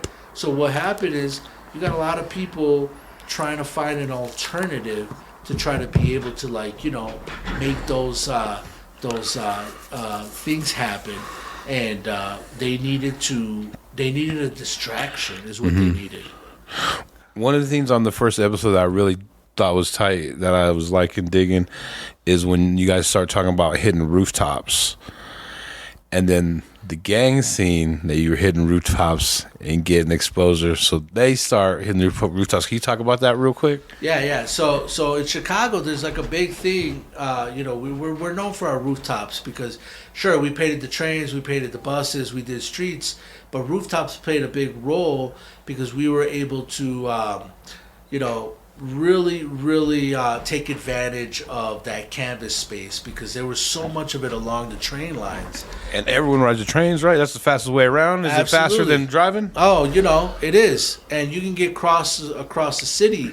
But what was dope is because, Chicago was always very transit, right? Stations, trains, and stuff like that. Mm-hmm. So everything we did revolved around the trains. And the rooftops played a part in that. Because they were like, okay, well, we're able to reach such an audience, and it was like, depending on the line, dude, some lines get 300,000 riders a day, some get up to like 1.5 million a day. I be thinking of shit like that, bro.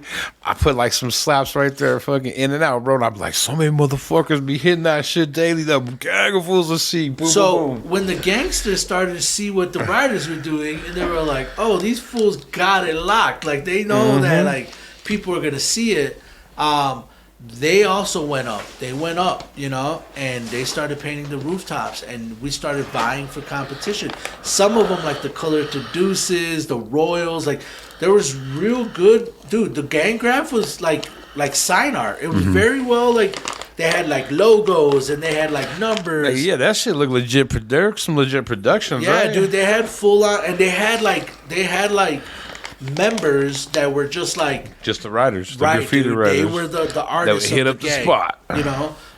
But they figured that out, and they were like, oh snap, like we're gonna take a play out of the writer's book and say like we're gonna do that because they wanted to get up too. And they would let it be known that this is our hood, these are our rooftops. Don't be hitting that shit, right? Well, they call them master walls. So if you're from Chicago, you know that you don't tag a master wall. Like a master wall is like a wall that the specific gang will say, this is like our wall. And like nobody paints it, and we're gonna patrol it, and this is like nobody's ever gonna diss it. And they paint master walls, and if you paint over a master wall. Like, dude, you better not come around. Like, real quick, do they paint the master wall, or no one paints the master wall? No, they paint it, That's and their, it just that's their rolls. personal wall. Okay, yeah, that's their wall, and Yeah. it'll roll. And they, dude, some gangs would have like, Oh, lookouts and everything. Yeah, dude. That was a snipe you on that shit. that's right, because they kind of knew that once you painted a master wall, that kind of became a target, right? Like if you wanted to diss someone, a rival gang, you go diss their master wall. Yeah. So what they used to do is they used to fill. Like paint guns or water balloons. No, they used to fill baby jar food or baby food jars. Yeah. Okay. With ink or paint. Paint, and they would roll by and they would whip them at the walls and they would splash the walls Like a paint gun, yeah. because they knew if they got out they might get popped. They might get shot for Right. real. So it was stuff like that, but yeah, you're right. The first episode really is about the environment that kind of led up to that whole movement of like style writing, that whole movement of like what we consider like hip hop graffiti writing. Because before that, it was mostly gang, mostly political, and it was mostly territorial. Right.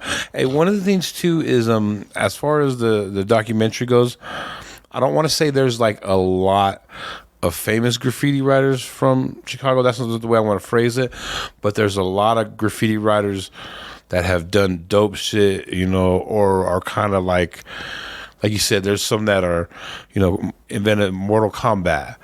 Your homie that painted the first train on the fucking West Coast, kind of some shit like that. Like, talk about like that, how, people that have $200 million companies now, you know what I mean? Yeah. A lot of people did good for themselves is what I'm trying to say. Oh, absolutely. And, it goes the other way, too. There's a lot of guys that didn't make it out. But yeah, absolutely. So just to paraphrase some of the stuff you were saying, there was... these are people you have in your documentary, right? Absolutely, yeah, and it's dope because we got to talk about what graffiti has offered some of the people, right? Like some people, now that we're adults, there's lawyers, there's doctors, industrial designers, there's all kinds of people that have a graffiti background. But some of the people that you mentioned, it's like they're famous, like, movie cinematographers. Or there's, like you said, Johnny Tobias, the guy that created Mortal Kombat. I'm thinking of the other guy, too, that you said you got the picture from. That was an Air Force captain in fucking... Oh, yeah. No, Navy. You know what I mean? Some shit like that. So, that you're like, high-ranking Navy guy or whatever. He used to be a graffiti writer. He, like...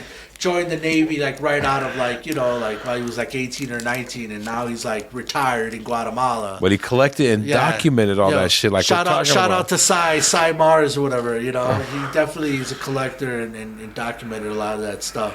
But no, there's people that definitely did stuff like like Upski. Upski was like the first hip hop author in the nation, and he did Bomb the Suburbs, and now he's running political PACs and funding political fundraisers and running a $100 million business or whatever it is, more than that. I don't even know, but I don't want to quote it, but pretty sure it's a lot more than that. And other people who are like professionals and that are really influential, and you can kind of look at them and be like, oh man, that guy was a writer. Who's the other guy you mentioned before I forget? You said the author, the Navy guy, Mortal Kombat. There's like famous artists. Yeah, you said there was a couple of famous artists who sell paintings for like hundreds of thousands. Yeah, definitely like famous artists and stuff. But these are all people who had their start, doing that. And these are kind of the stories. And then think about it, for them to be in a position where, as successful as they are, to come back and reminisce and even talk about graffiti. Yeah. To like be like, that was a positive time in my life. Like, those are things that are really, really important because, graph transcended, right?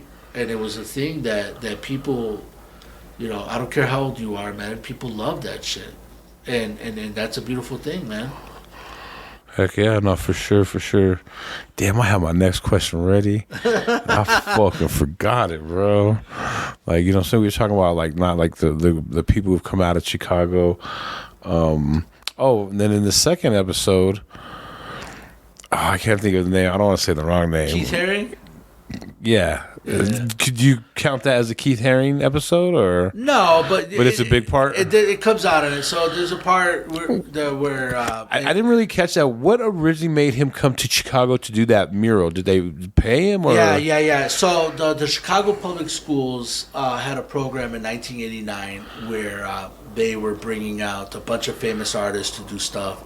One of the people they got in contact with, Keith Haring, who is, we all know, he's from New York fame. It reminds me of the Tribe Called Quest, like graffiti, like you would see on the Tribe Called Quest videos and all that shit. Remember back he did the Swatch watches back in the day? You don't remember that? He did the Swatch watches. He did a bunch of stuff, but he's a pretty well-known contemporary artist, and I'm pretty sure he's considered one of like the most contemporary modern street artists, like one of the the old guys. That kind of set that whole thing off. He came out with like Basquiat, and he came out with like Futura, and he came out with like Days, and he was like all like these formidable years of like did I say Futura, and then but Kenny Scharf, right? Like all these guys, he was kind of like around that time. Madonna, sound like a hitter. Madonna and like all those people. But he got invited by the Chicago Public Schools to come out to Chicago and work with the high school kids and do a big project. Who probably got paid because Chicago's a big ass fucking city. And he came out and he did a big project, man, in Grant Park, which is Millennium Park now, but did a big, and it was like a ton of schools too, man. And they came out. They said the best artists from the school, so you probably figure the best 10 fools from each school, So what happened was he came out and he did this project, and he touched a lot of people that came out, and there was. Dude, it seems like he was cool as fuck. Like it's showing people mad love, like going to people's cribs, just chilling, just being smoking. He was like out here. He was like smoking blunts, running tunnels, doing graffiti, hanging out with the Kisa crew. They were running around and going to Northwest Gary, Indiana, and like hanging out at these dudes' cribs and like giving them free art. And it was a big deal, man. A lot of people talked about it. We talk about it in episode 2 because it did touch a lot of people. People like Design and Zor and Risk and all the Kisa guys and Ish and Rooster and Ohms and all those guys. It was Antic. People like that. They were touched by this guy, and Nick Fury, right? People like that, and. They look back at it and they're like, wow, this like world famous artist was like chilling, hanging just out chilling with the homies. You know what I'm saying? And stuff like that. So when we talk about stuff like that in the episode, it's because we're really trying to connect Chicago with its contributions to the overall graph scene, right? So it's like, we had contributions. We know what New York did. Respect to New York. They did what they did. They started it. They got their Did they really start it? Well, I mean, I'm not going to get into that whole Philly, New York thing, but I'm going to say, like, style writing. They took it to the next level, definitely. Whatever. That's a whole other podcast. But for this one, I'm gonna say, there's no denying what New York did. There's no denying. It's just what it is. But there's many contributions to this because graffiti is a worldwide phenomenon. Okay, it is. So it's like saying you're Muslim, right? Sure, Mecca might be the spot, right? But like, it's not the only spot, right? You might have bigger ones, like you said, like LA, but places are still definitely mad influential, like Chicago, San Francisco. I seen you have pictures in your book from fucking Psycho City, bro. I'm like, damn. So we all contribute in our ways, whether it be West Coast, LA, Detroit, Chicago, Minneapolis. Who knows, man? Everybody contributes. But that is our story to that contribution. You know what I mean? Like, we're not claiming anything other than this is what we did, and this is how we did it, and this is what we would like to report on. and then that's where we're at, man. And, this story is a story about a group of kids facing an administration that was anti-graffiti in Chicago in the 90s, that was trying to eradicate what we were doing. And our story is, no funds, bunch of kids that stole everything, fighting against a $19 million administration with 32, streets and sanitation trucks going out there, buffing our stuff, creating felonies in Chicago, doing, the spray paint ban. They're taking motherfuckers to jail. Hell yeah, giving them time, banning spray paint, banning markers, fining parents. Like if you got caught painting, they'd fine your parents. Like if you got caught tagging, they'd be like $1,000 fine. You pay it. Like they were really trying to go after us, and it's a story of us trying to beat the system, persevere, beat the system. Rage Against the Machine, right? And like trying to be able to like continue with this art form. And it was an art form. At the end of the day, it was an art form. These were kids doing graffiti, right? But this administration tried to turn us into criminals, saying that we were the cause of, now that you said that, of crime. Brings me to your shit, bro. Where they were like, "You guys are gang members, and they're graffiti writers. Ain't nothing to do with gangs, but they still live as gang members to give them the time and make the example." You know what I mean? And he's like, "Nah, oh man." I've had police tell me they respect gangsters more than they respect writers. Okay? And they were trying to make us into the criminals. They were trying to make us into the problem. But the real problem was city deficits. No school, no money in the schools. The real problems were the drugs. The real problem was the crime. The real problem was the gangs. But, it's easier to point at the tag on the wall and say, "You see that? That's the problem. That's the problem. You can see that problem. That's the problem." So you had a mayor who was running on an anti-graffiti platform, and he criminalized us. And it was a bunch of artists, and all we wanted to do was, break. Literally, look how corny that sounds. We wanted to dance. All I want to do, Dad, is dance. You know what I mean? We wanted to break dance. We wanted to do art. We wanted to rap, which to us was our poetry. We wanted to write. That was our art. That's why hip-hop, we say hip-hop's a culture only because in order to be a culture, the definition is you have to have your own language, you have to have your own dance, you have to have your own, that's what creates a culture, poetry, all that kind of stuff. So that's why hip-hop to us was a culture, because we were like, we fit that category. Like we have our own dance, we have our own visual arts. Our we have way our of own, communicating. Right, exactly. So, they criminalized us. And we fought back. We were going to say, fuck that. You're not hip. You don't know what's going on. We're not criminals. And we're not going to take it. And that's kind of what we did. And this is what that story is about. And what has it led to? Like now we're in charge of shit. We have a whole different outlook. And that's why graffiti art is so prevalent now. Weed, you know what I mean? All that shit. We've kind of tattoos. You know what I mean? I've had mayors cut me checks of cities and give me checks and be like, "Yo, I'm paying you for this, and we love it." Right. And I'm looking at it, and I'm like, "Yes, bro, you see me use spray paint, you see me do all that, but because I did it my way, and you don't feel they don't feel scared about it, or what's the word? Intimidated, right? That they're like, "Oh, I'm going to cut you a check for it." What's the difference? But like you said, we've moved into those positions where we're down with it. Yeah. Now we're the lawyers. Whoever thought there would be a whole fucking Dr. Dre rap show at the fucking Super Bowl, bro? Real talk. Those are gangsters. Right. Snoop smoking weed during the Super Bowl, crip walking. Like, come on. Like, you know what I mean? And that's the biggest fucking platform in the world, right?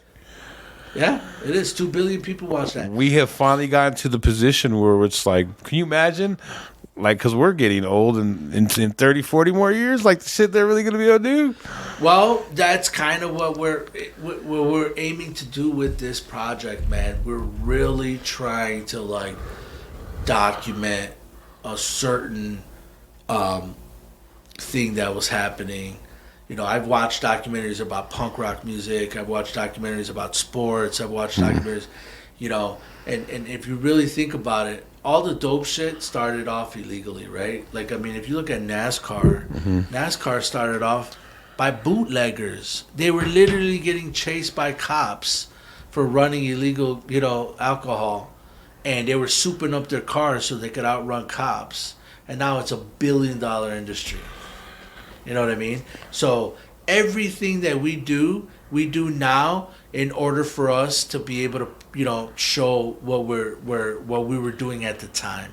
And it's really just archival stuff. And that leads into what my project leads into what I want to talk about next. And that's basically like all you guys out there, the younger guys, if you're listening to this, document. Take photos. Become the archiver. Make sure that you... Bro, I know you don't depend on others. You think you're going to be old or young forever. You're not going to be the old guy. I thought that too. I'm the old guy now. You know? Like, take the time. Listen to me. This thing you have in your pocket, this cell phone, right, that you have in your pocket, is not a camera. I know it takes pictures, and it takes pretty damn good pictures, but it's not a camera. Get a real camera. Get a GoPro. Get something with 4K that is only meant to, you know, document. Like, this is a phone. You have a phone, which is cool. But be serious about your stuff. Get a camera. Photograph your stuff. Document it. Because when you're older, you're going to thank yourself so much. Because it's that kind of stuff that, you know, you can't buy that stuff. Some of the stuff I have will never happen again. That's why it's important for me to put it out. Oh, for sure. And keeping like in mind the whole hip hop thing, what that reminds me of is like Kanye's documentary. That shit's fucking amazing.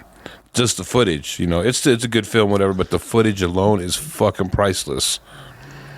The Wu-Tang shit. Them writing Cream, recording Cream, that shit is priceless. That's what y'all need to do, man.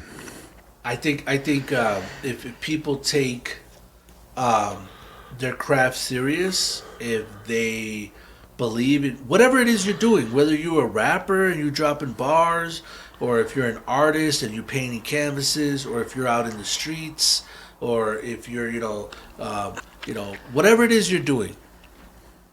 Take the time, even if it's just a little bit, document what you're doing, archiving it, because that time will never happen again. You know? And as easy as you put that shit up, that shit could be gone that quick. You know, I don't have any of... I told you earlier, I don't have any of my early stuff. I thought, you know, never mind my dad raiding my room, but I always thought, like, oh, well, that's just going to ride. Like, it'll be there. And then it's not. You know what I mean? So... You know, it's one of those things that, you know, is really, really relevant because, you know, as artists, we're visual people. I mean, not always visual, but we are sense-based people. And, you know, our senses leave us. People lose their hearing. People lose their sight. But, you know, video and photos are forever. They are. You know what I mean? The internet. Unless fucking Terminator takes us out and shit. So, you know, I'm really, really excited about this project only because I have been documenting since I was 13 years old. God damn. And, you know, we get to put some of this stuff out. And not only the stuff that's not going to make the project, but there's so much stuff that we have, like all the newspapers we did. My brother had a newspaper. We did magazines. We did, you know, all the stuff that we've done at some point has got to go either on a website or an archive or something. Because almost like a digital museum. Here's a good example, man. I was talking, you know, and I'm gonna say his name. I normally don't, but rest in peace to my boy Chumbly, ACW. Chumbly was a great soul. If you knew him, he had a brother named Fear, David Vasquez. They were both really well known, respected writers. Fear was a king, graffiti king, and I remember growing up and. Back in the days, you would ride the buses, and the buses were just killed, man. Like you couldn't even look out the windows. But Fear, there's the bus driver where he sits, and there was the very first window after the bus driver, which is where all the old ladies sat, right? Because they'd come in with their cards. Right. Nobody wanted to sit in the back where all the fucking hooligans were. So all the people, the safe part was in the front. So nobody would ever ride up there because the bus driver was right there. But Fear used to have top to bottom windows. The first two windows he would scribe with like sandpaper or whatever it was. It was huge, FEAR across both windows, huge, right, 5 feet across, like, and everybody would be like, God damn, how did Fear do that? Like, how does he get away with that? All this stuff. But years later, I found out he worked for the CTA. So he was cleaning buses. Oh. So what he was doing is while he was cleaning the buses, he was rocking those windows. Dude. Right. And like it was. No one's really around to fucking regulate. It was a big hush hush. Like everybody was like, they knew he worked for the CTA, but you don't talk. Like it was a big deal. Rest in peace, Fear, man. He passed away a couple years ago. But his brother Chumbly, which was a little bit older than him, was also a graffiti writer, very well known. But Chumbly got a little sick towards the end, and maybe about 6 months ago, maybe, I called him, and I do interviews over the phone. Like I call people and I'll interview them, like straight up, like record the call, and interview them. And I called Chumbly, and we had this whole conversation for like 2 hours. And I wanted to know everything. I wanted to know his social security number, what his PIN number was. I was asking him everything. And in that phone call, I told him... No, in that phone call, he tells me, oh, bro, he had gotten sick. And he was like, I know, I've been kind of flaking on you. I told you I was going to look for photos, and I didn't look for photos. And he's kind of apologizing to me a little bit. And he's telling me, like, I'll get to it, bro. Don't trip. Like, his brother had just died, so he's like, I'm gonna look through David's stuff, the Fear stuff, and I'll see what I can find. And in that interview, I kind of scold him a little, and I tell him, I was like, dude, you're being fucking lazy, bro. I was like, go look for that shit. I go, you're gonna end up fucking dying, and that shit's gonna go. Somebody's just gonna throw that shit away. And he was like, you're right, bro. I'll look for him, this and that. 2 months later, Chumbly died. Sorry to hear that. So I was like, fuck. But I have that interview, and it's crazy because I hear that interview, and I fucking tell him that, and he never got you the stuff? No, he never got me the stuff.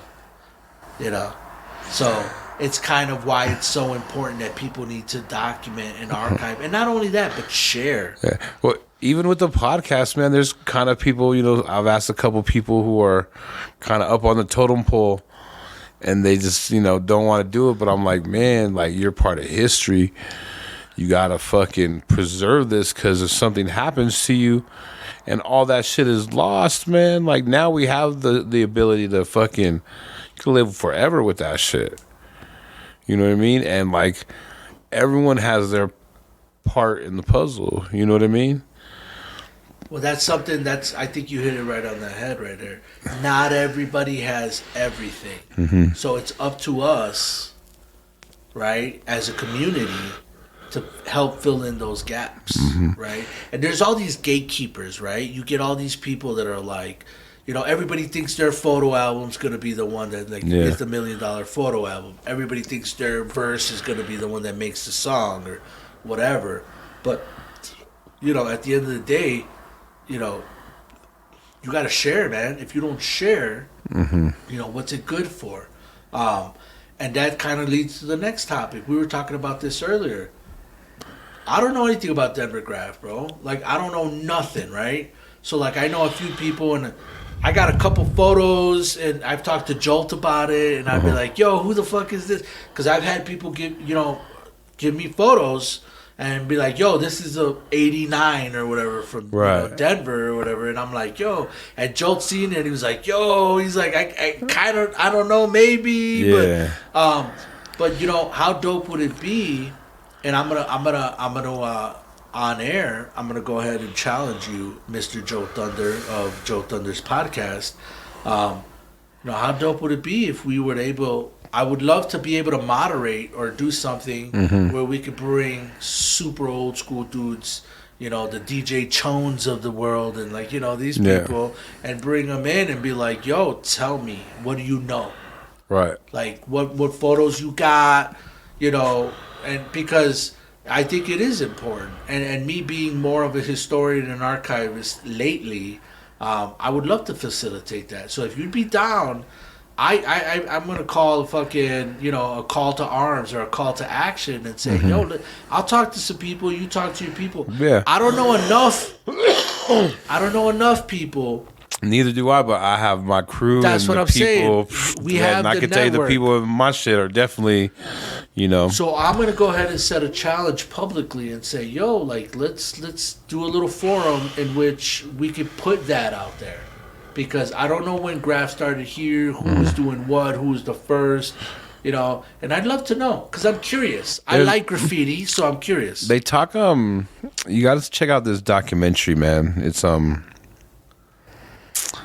something about the Rockies. It's like a Colorado hip hop documentary, and it has a little graffiti part where it kind of talks about RTD starting, shoot, some early shit like that. But that would definitely be some interesting shit that we should do. Because like you said, people need to know, man. Only because I'm curious. I'm not anybody to call anything. I'm not anybody, but I'm here now, and I definitely would like to know. I know more about Detroit history and Indianapolis history and Minneapolis history, and I know more about New York history than I do about where I live. Right. So I'm genuinely curious. Denver definitely got a lot of history, Yeah. It's always had a dope scene. So I would say that. If anything, I say, call to arms, and we'll figure it out. But I could reach out to the people I know, and it'd be dope if you reach out, and we have a little forum where we get people together and we iron it out. You would have to go back, because I'm starting to learn a couple of people right now. Even you should take a listen to the Cosmo podcast I posted last week. He's a big Colorado hip hop, graffiti, b-boy. I didn't know him. I didn't know him until about a couple of weeks ago, but we talked, and he would say shit, and I'm like, "You're talking about so and so," and he'd be like, "Yup," and he's, you know what I mean? You have to check it out, bro. But he would be a big time one, probably a lot of b-boys. Like I said, everyone did everything back in the day. Yeah. They mostly were all dancers and shit. Mostly everybody started breaking, right? Everybody was a breaker first. I tried it. Yeah, I was too fat. Yeah, I had a crazy knee spin, bro. Don't get me started. No, seriously though, and I just kind of bundle everything in a neat package. Oh, for sure. This project is that. It's us trying to come together as a community to kind of tell that story. No, we didn't have professional archivists. We didn't have professional photographers. We didn't have any of that stuff. So to us, this is our homage, right? Homage to that scene, and with people dying, and with the loss of materials and content and everything, it's important now that the people that were actually there, even from a verbal, we're all in that age of passing, like you said. I mean, what's that called? When you pass along stuff verbally from generation to, what's that called? Just dropping knowledge. I mean, yeah, but it's basically passing. It's I forget what it's called, but it's just like a verbal, like just spreading the history, tradition, like right. the you know, and I think that once that's gone, it'll be gone forever. and you don't know what they'll replace it with. Right. You know what I'm saying? And they'll be like, "Yo, so and so was the king of whatever." And No, I think it's shit like that, dog. Like just oral in life, tradition. yeah, That's what it's called, an oral tradition, right? life in general. Like my grandma, she passed a couple years ago, and she made tamales every fucking month, but that shit was never passed down, and now that's gone. Right. You know, my neighbor was like a good example of that. He was like a fucking, like, how do I explain it, man? He was just like a man of all trades. He owned like the whole fucking block where I grew up. His name was Mr. Jones. He was a white dude, and he was a fucking cop with fucking in the Billy Club days. Tell me stories of fucking patrolling the fucking sewers. Because in Denver, that's where all the shit went down back in the day. All the gambling, all the drinking, all the prostitution. And they wouldn't bust no one or anything, but they would just kind of keep the peace. You know what I mean? Make sure there ain't no dead bodies. Ain't no one really fucking up. But that fool was like an electrician. Can fucking anything on your car. Can build a fucking house. Can grow a fucking garden. I remember like they used to have the biggest fucking garden, bro. Like the whole lot and a half. Like a house lot and a half. Because they had like 2 lots from the corner, and then their house was there, and then we were next to them. But they, you know what I mean? They owned like the whole block, so like they were like that back in the day. And I always feel like this fool had a pit in his garage to work on his car. And this is back then. Like so much tradition and so much knowledge like died with him. You know what I mean? And it's sad because like I said, he could fucking do anything, bro. Like, really, like, he could fucking... Imagine all the stuff he didn't tell you because exactly, you were a kid. Bro. Like, this fool had, like, Model A's when I was, like, a little kid and had, like, 2 or 3 of them, like, in the garage, like, covered up. Like, he led that fucking crazy life of... He's seen a fucking lot of shit, you know what I mean? And that's kind of what I'm talking about. I'm talking about... handing down that tradition. Yeah, and not only that, but being our own... being our own gatekeepers, you know, being our own. Because we can nowadays with the internet. We could fucking. What are we gonna wait till? You know, we're gonna wait till a corporation, co-ops. You know what we're doing, and I mean it's already happening. But what are we gonna wait till they take over? They take it and say, no, that's not hip hop. You're doing it wrong. This is graffiti. This some is Hunger that. Game shit. And I keep saying hip hop only because that's my background. But I don't want to just say hip hop because there's a lot of people that listen to other kind of musics and stuff. But wait, what are you gonna do when they tell you, or when they tell your kid, or when they tell your little brother, and they say, nah, bro, you're doing it wrong. That's not that. It's this. And you're like, that's not what it was when I was a kid. Right. So but all of us are gonna be gone one day. But we gotta take responsibility for our actions. We gotta be the ones that say, no, this is how it happened. And we gotta put it out there, just like the hieroglyphics, bro. We gotta put it out there, being that the internet is out there now, so they know how it was from the beginning, and they don't make up some false narrative. Right. But I'm gonna tell you something even about your hieroglyphics, bro. Did you know that Cleopatra didn't even know how to read hieroglyphics?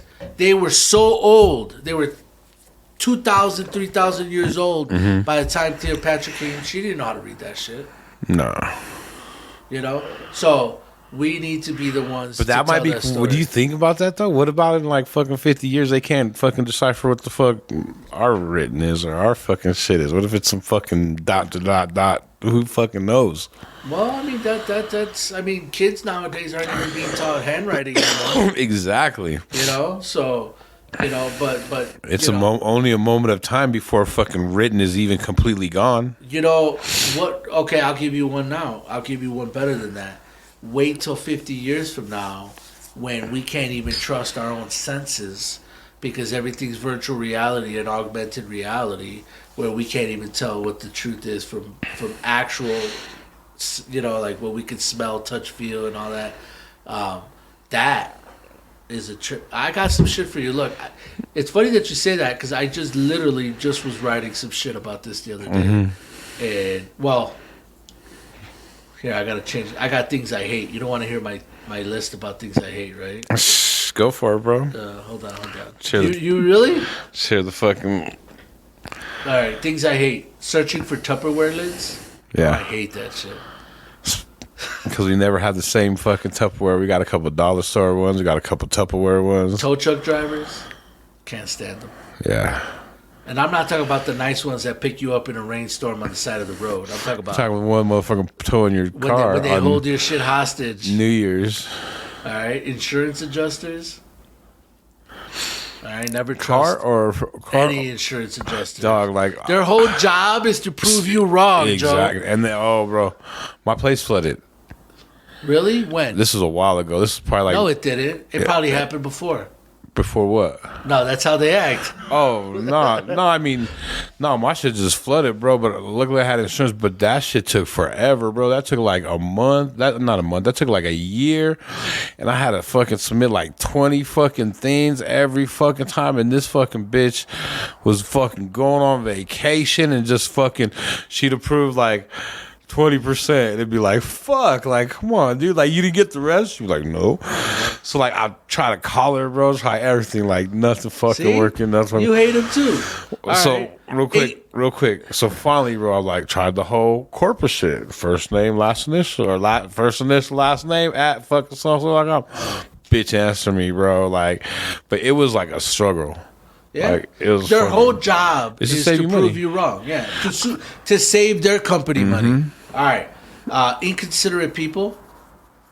I hate inconsiderate people. No, Inconsiderate people. just a jackass. If you're not even at the very least a human being enough to like just take other people's life and feelings in consideration, then Okay. fuck you. All right, if you can't hold the door for me, or for anybody, fuck you. Yeah. If you can't let a person, What merge about into what traffic, what about the person you hold the door for that doesn't say thank you? that's our responsibility. What do you mean? Because if you hold the door, you should do it because you're nice, not because you expect something. Well, no, I mean, but not that. I never hold a door expecting to fucking thank you. But I mean, when you hold a door for someone and some motherfuckers like don't even say nothing, like damn bitch, I have to fucking. So I don't do it no more. I don't know. Fuck all it. right, let's see. Why you skipping them? I skipped a couple. I know. Why you skipping them? I skipped. You want to know which ones I skipped? I skipped Not giving us the full story.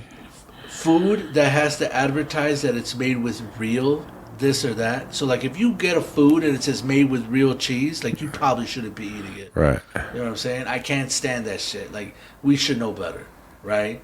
And then I got another one that says, things that I hate. One thing that I hate is knowing that skateboarders hate scooters that took over skate parks. Because, they're salty as fuck about having to share their skate park. Are there a gang of fools with scooters in the skate park? Bro, these motherfuckers are took over, bro. And, like, scooters aren't like scooters like me and you. These motherfuckers do flips and backward shit, and they do, like, little... Yeah, bro, it's a whole It's thing. a different level. It's not what I'm thinking of that toy it's shit. not Hasbro shit. This is for real shit. I'm thinking is it like getting a bunch of graffiti writers and a bunch of muralists. But and you putting know it in the a room? skaters got to be salty as fuck about that. All right? Because it's like letting out... Well, whatever. We're not going to get into it, but I'm sure they're salty about it. Oh yeah. All right. What were we talking about? The senses, not being able to trust your senses. That's what we were talking about, right? I'm not going to read that. That sounds pretentious, but I'll let you read it, but I'm not going to say it on air. But basically, yeah, man, what are you going to do when the narrative changes and you don't get to tell your own story? I mean, that's the It's basic... gonna be too late because ain't no one. Not that no one ain't gonna give a fuck, but like, you don't want someone else telling your shit. Well, it might be that nobody gives a fuck. Because, the future is for the youth, man. Just like when we were kids and we bucked the trend and we were fucking wild and we did what we did. And, and the people behind us did the same thing. Or before us, rather. And like, we tend, as humans, we tend to believe that, the present is like the best it's ever going to get, right? Like we're at the head of, humanity. But our parents thought that too. Right. They thought we were on some sucker shit. You know, they were like, "Oh shit, y'all like GoBots and shit? Like that's lame." Like you know. So people behind us are deaf gonna say that, man, and we can't get mad at them. Oh, you don't appreciate us. You don't know how it was. That's old man shit, bro. That's us standing on the lawn saying, "Get off my lawn." We need to embrace the youth and say, "Oh, you're into that? That's what's up." But they need to accept it at the same time. Yeah, but we need to show and prove. We need to be able to show them, like, "Yo, this is why we think we're the shit. Now show me why you guys think you're the shit." Right. And it's a responsibility, man, because, you know, the older we get, the further we get away from what's new and what's hip, right? And like hip, you know, I told you that last time. The best quote I can give you is fucking Abe Simpson from The Simpsons, Grandpa Simpson. I used to be with it, and then they changed what it was, and now what it is scary. You know, it's different and scary. So, you know, we need to be able to understand that it's okay to be different, but we need to be able to give contextual understanding to the generations behind us. It's like when I watch a World War II documentary or some shit. Like, I'm like, oh, WW2, it's crazy, right? It was the biggest war ever. And then I watch some, like, documentary, and I'm like, fuck, that was crazy, right? Like, you see the trenches, and you see the tanks, and then you're like, oh, it gives you context. That's what we need to do. We need to be able to give the future generations context. And, substance. Yeah, and only through that will they maybe learn. They might not get it, and that's okay. Oh. You know, but then we can't turn around and say we didn't try. Right. We got to be able to say, we gave you the shit, you didn't get it, and that's okay. But, you know, we gave you the alley-oop, you didn't dunk it. You know what I mean? But we can't sit here and complain. So I'm telling people, whoever's listening to this, like, yo, document your shit. You know, archive your stuff. Make sure that you tell your story in a way that resonates and that's like, you know, that's long lasting. Because you can't complain when people don't get your shit, because people aren't supposed to get your shit. You know what I mean? We kind of have to feed it to them. Oh, for sure. And that's my point of view. So I keep harping on it, but you guys know what I mean. Document your shit. That's right. Go check out the documentary. It was written. That's what I was going to ask you. When can they expect the first episode to come out? Well, what are we looking at? Well, what we're trying to do is hopefully we get it picked up by some streaming service. So if we could, like, you know, put it on Netflix or Prime or something like that. We are editing episode 4. We still have some stuff we got to do as far as, you know, like, you know, polishing it and like refining it, so like color correction, audio correction, doing some sort of that, you know, that kind of stuff. But man, I'd love to tell you within a year we would have this out. And you know, we're gonna shop it around, and you know, we got plans on like touring it and doing like panel discussions and stuff like that. Can I ask you a question? What would be a starting price of something like that? I'm kind of like lost in that whole. I couldn't even think of like. What do you mean, starting price for what? Like if Netflix came to you and said, we'll buy all 5 episodes. I don't even know. I couldn't tell you, only because... Would 10,000 an episode be insulting? Yeah. Would 50,000 an episode be insulting? Probably. 100. We're in there somewhere. So I think once we get to 2, I think once we get to a quarter milli, then it's kind of like... Right? Yeah, with $10,000, I can tell you right now per episode, just in man 50 hours, racks, yeah. we've already we're over budget. 50 racks per episode, we're talking man hours, licensing, traveling costs, you know, promotion, all that kind of stuff. It's closer, but it's not there yet. Only because I know what they're charging. You know. So that would be $250,000 then. You know, but that's 50 an episode, right? But it's not only up to me. Right. My opinion doesn't, you know. But I'm saying I get all that, but I'm saying just personally? Like, personally, what number would make you be like really not really like, you know? I mean, with what's going on in like Hollywood and streaming, I mean, I think if we sold it for 1 or 2 million, it would still be considered cheap, because you got to remember, even if you make $1 million movie nowadays, that's considered independent, indie, low budget. Right. You know what I mean? So considering that we did all the work, we did all the all the editing, we did all the licensing, we did everything. They literally all have to. They're buying a final product, Right. Yeah. You know what I'm saying? Yeah. So they're not necessarily. We're not invoicing them for everything. So at the end of the day, just out of convenience, They're buying a lowrider. right? So You might have spent you know what I'm saying? $3 million. Right, but they don't have to do any of that. Right. All they have to do is put it out, market it, or whatever it is. So I don't like giving out numbers because I don't know. I mean, I don't want to front, but at the end of the day, I do know versus cost analysis of what it costs to make versus what they can get out of it. Like they would literally just have to push it out. Now, when you're dealing with the big boys like that, do they give you options, or is it like, I'm just buying it for you, or is it like, I'm going to buy it for me for 1.5, or we'll give you fucking 700,000 and you get 5 points on that shit? Yeah. So the way it works is depending if you how much say they have. So if they're producing it, so you're absolutely right. So if they buy the final project, they'll say it's so much, this is what you get, bam, deliverable, right? You deliver it. And as creators, we get to keep a ton of autonomy, right? Because we're making all the decisions and stuff.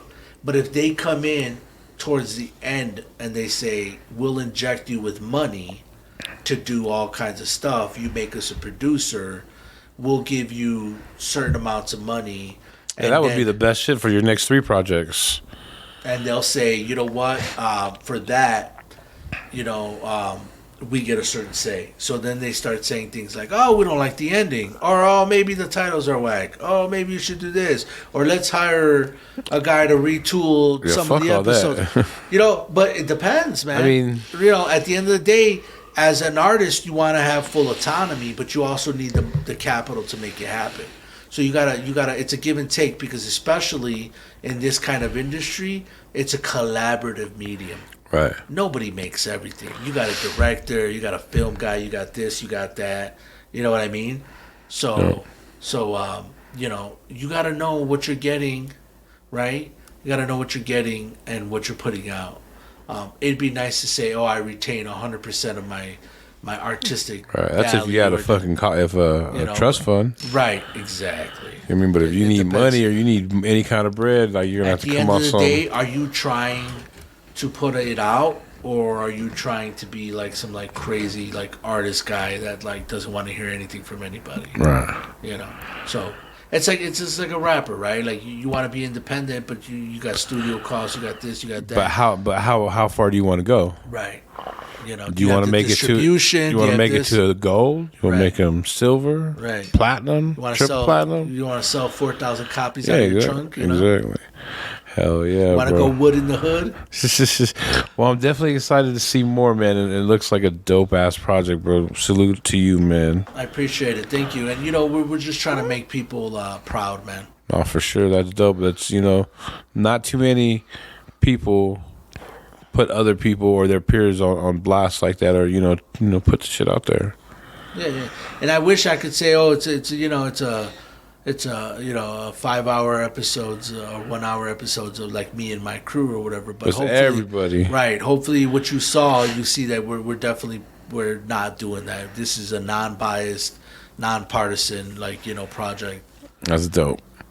Well, shit, man. What's your social media so they can kind of tap in and kind of keep an eye and see when this shit might be dropping or when Sure. see all the So new shit. You can hit me up personally at C-3PO Paints, PAINTS at Instagram. If you want to go ahead and follow the project, you can go to _was_written_doc. It was written doc on Instagram. You can find us on there. We got all kinds of old school stuff that we put on there, photos, videos, and kind of stuff like that. Archives for days. That's right. And you can follow us there. You could also follow another of the producers, which is Teal Paints, TEEL Paints at Instagram. The director, which is a fine gentleman out of Houston. His Instagram is Zoom Creep at Instagram. So it's Zoom, ZOOM Creep, CREEP. And basically, you follow us, you can kind of see what we're doing. It's a labor of love, man. We're really trying to make it happen, and we're really further along. I'm actually getting butterflies, bro, because like we're at that point where we're kind of, You don't want to see it in. you know what I'm saying? We're over the hill, so like now it's like kind of downhill a little bit, and we're really, really starting to get excited about it. So like, man, come follow us, come take a look. It doesn't cost you anything to support. I got a lot of love for people like JoeThunder and all the people that have been like giving us an outlet to be able to appreciate you, man. Put this out there and kind of have a voice in that whole space. And I also like to say that I want to be able to say people come and support Joe and what he does and his podcast are blowing up and all that. So and even like Elvis. What is it, Freshly? Yeah. Elvis Freshly and the sponsors of the place, man. These are all people that are making creative content happen. Oh, yeah. Oh, yeah. Well, shit, appreciate you coming on by, man. I'm sure we'll definitely chop it up again some more. Any kind of final thoughts? Any shout-outs? Just shout outs to all the people out there that are really trying to be creative in the space and really trying to like transcend the monotony of life. There's so much stuff going on right now in the world and a lot of negativity and stuff. But those that bring a little bit of interest to the life, a little color to the world. It's one of those things where you try to be like-minded people. So shout out to all the people that are definitely making things happen and creating content and I hate the word content. I know I'm going to get in trouble for saying content. Creating art. Yeah, right. Creating art. Just being creative. Yeah, because we and do documenting that shit. We do make the world right. We do make the world go round. And I do feel like the future is going to go more in that direction. People need to be entertained, and For sure. Shit, there you have it. C-3PO. I got to do it all slow to make sure I don't miss any of them. MUL Crew documentary. It was written. You know what I mean?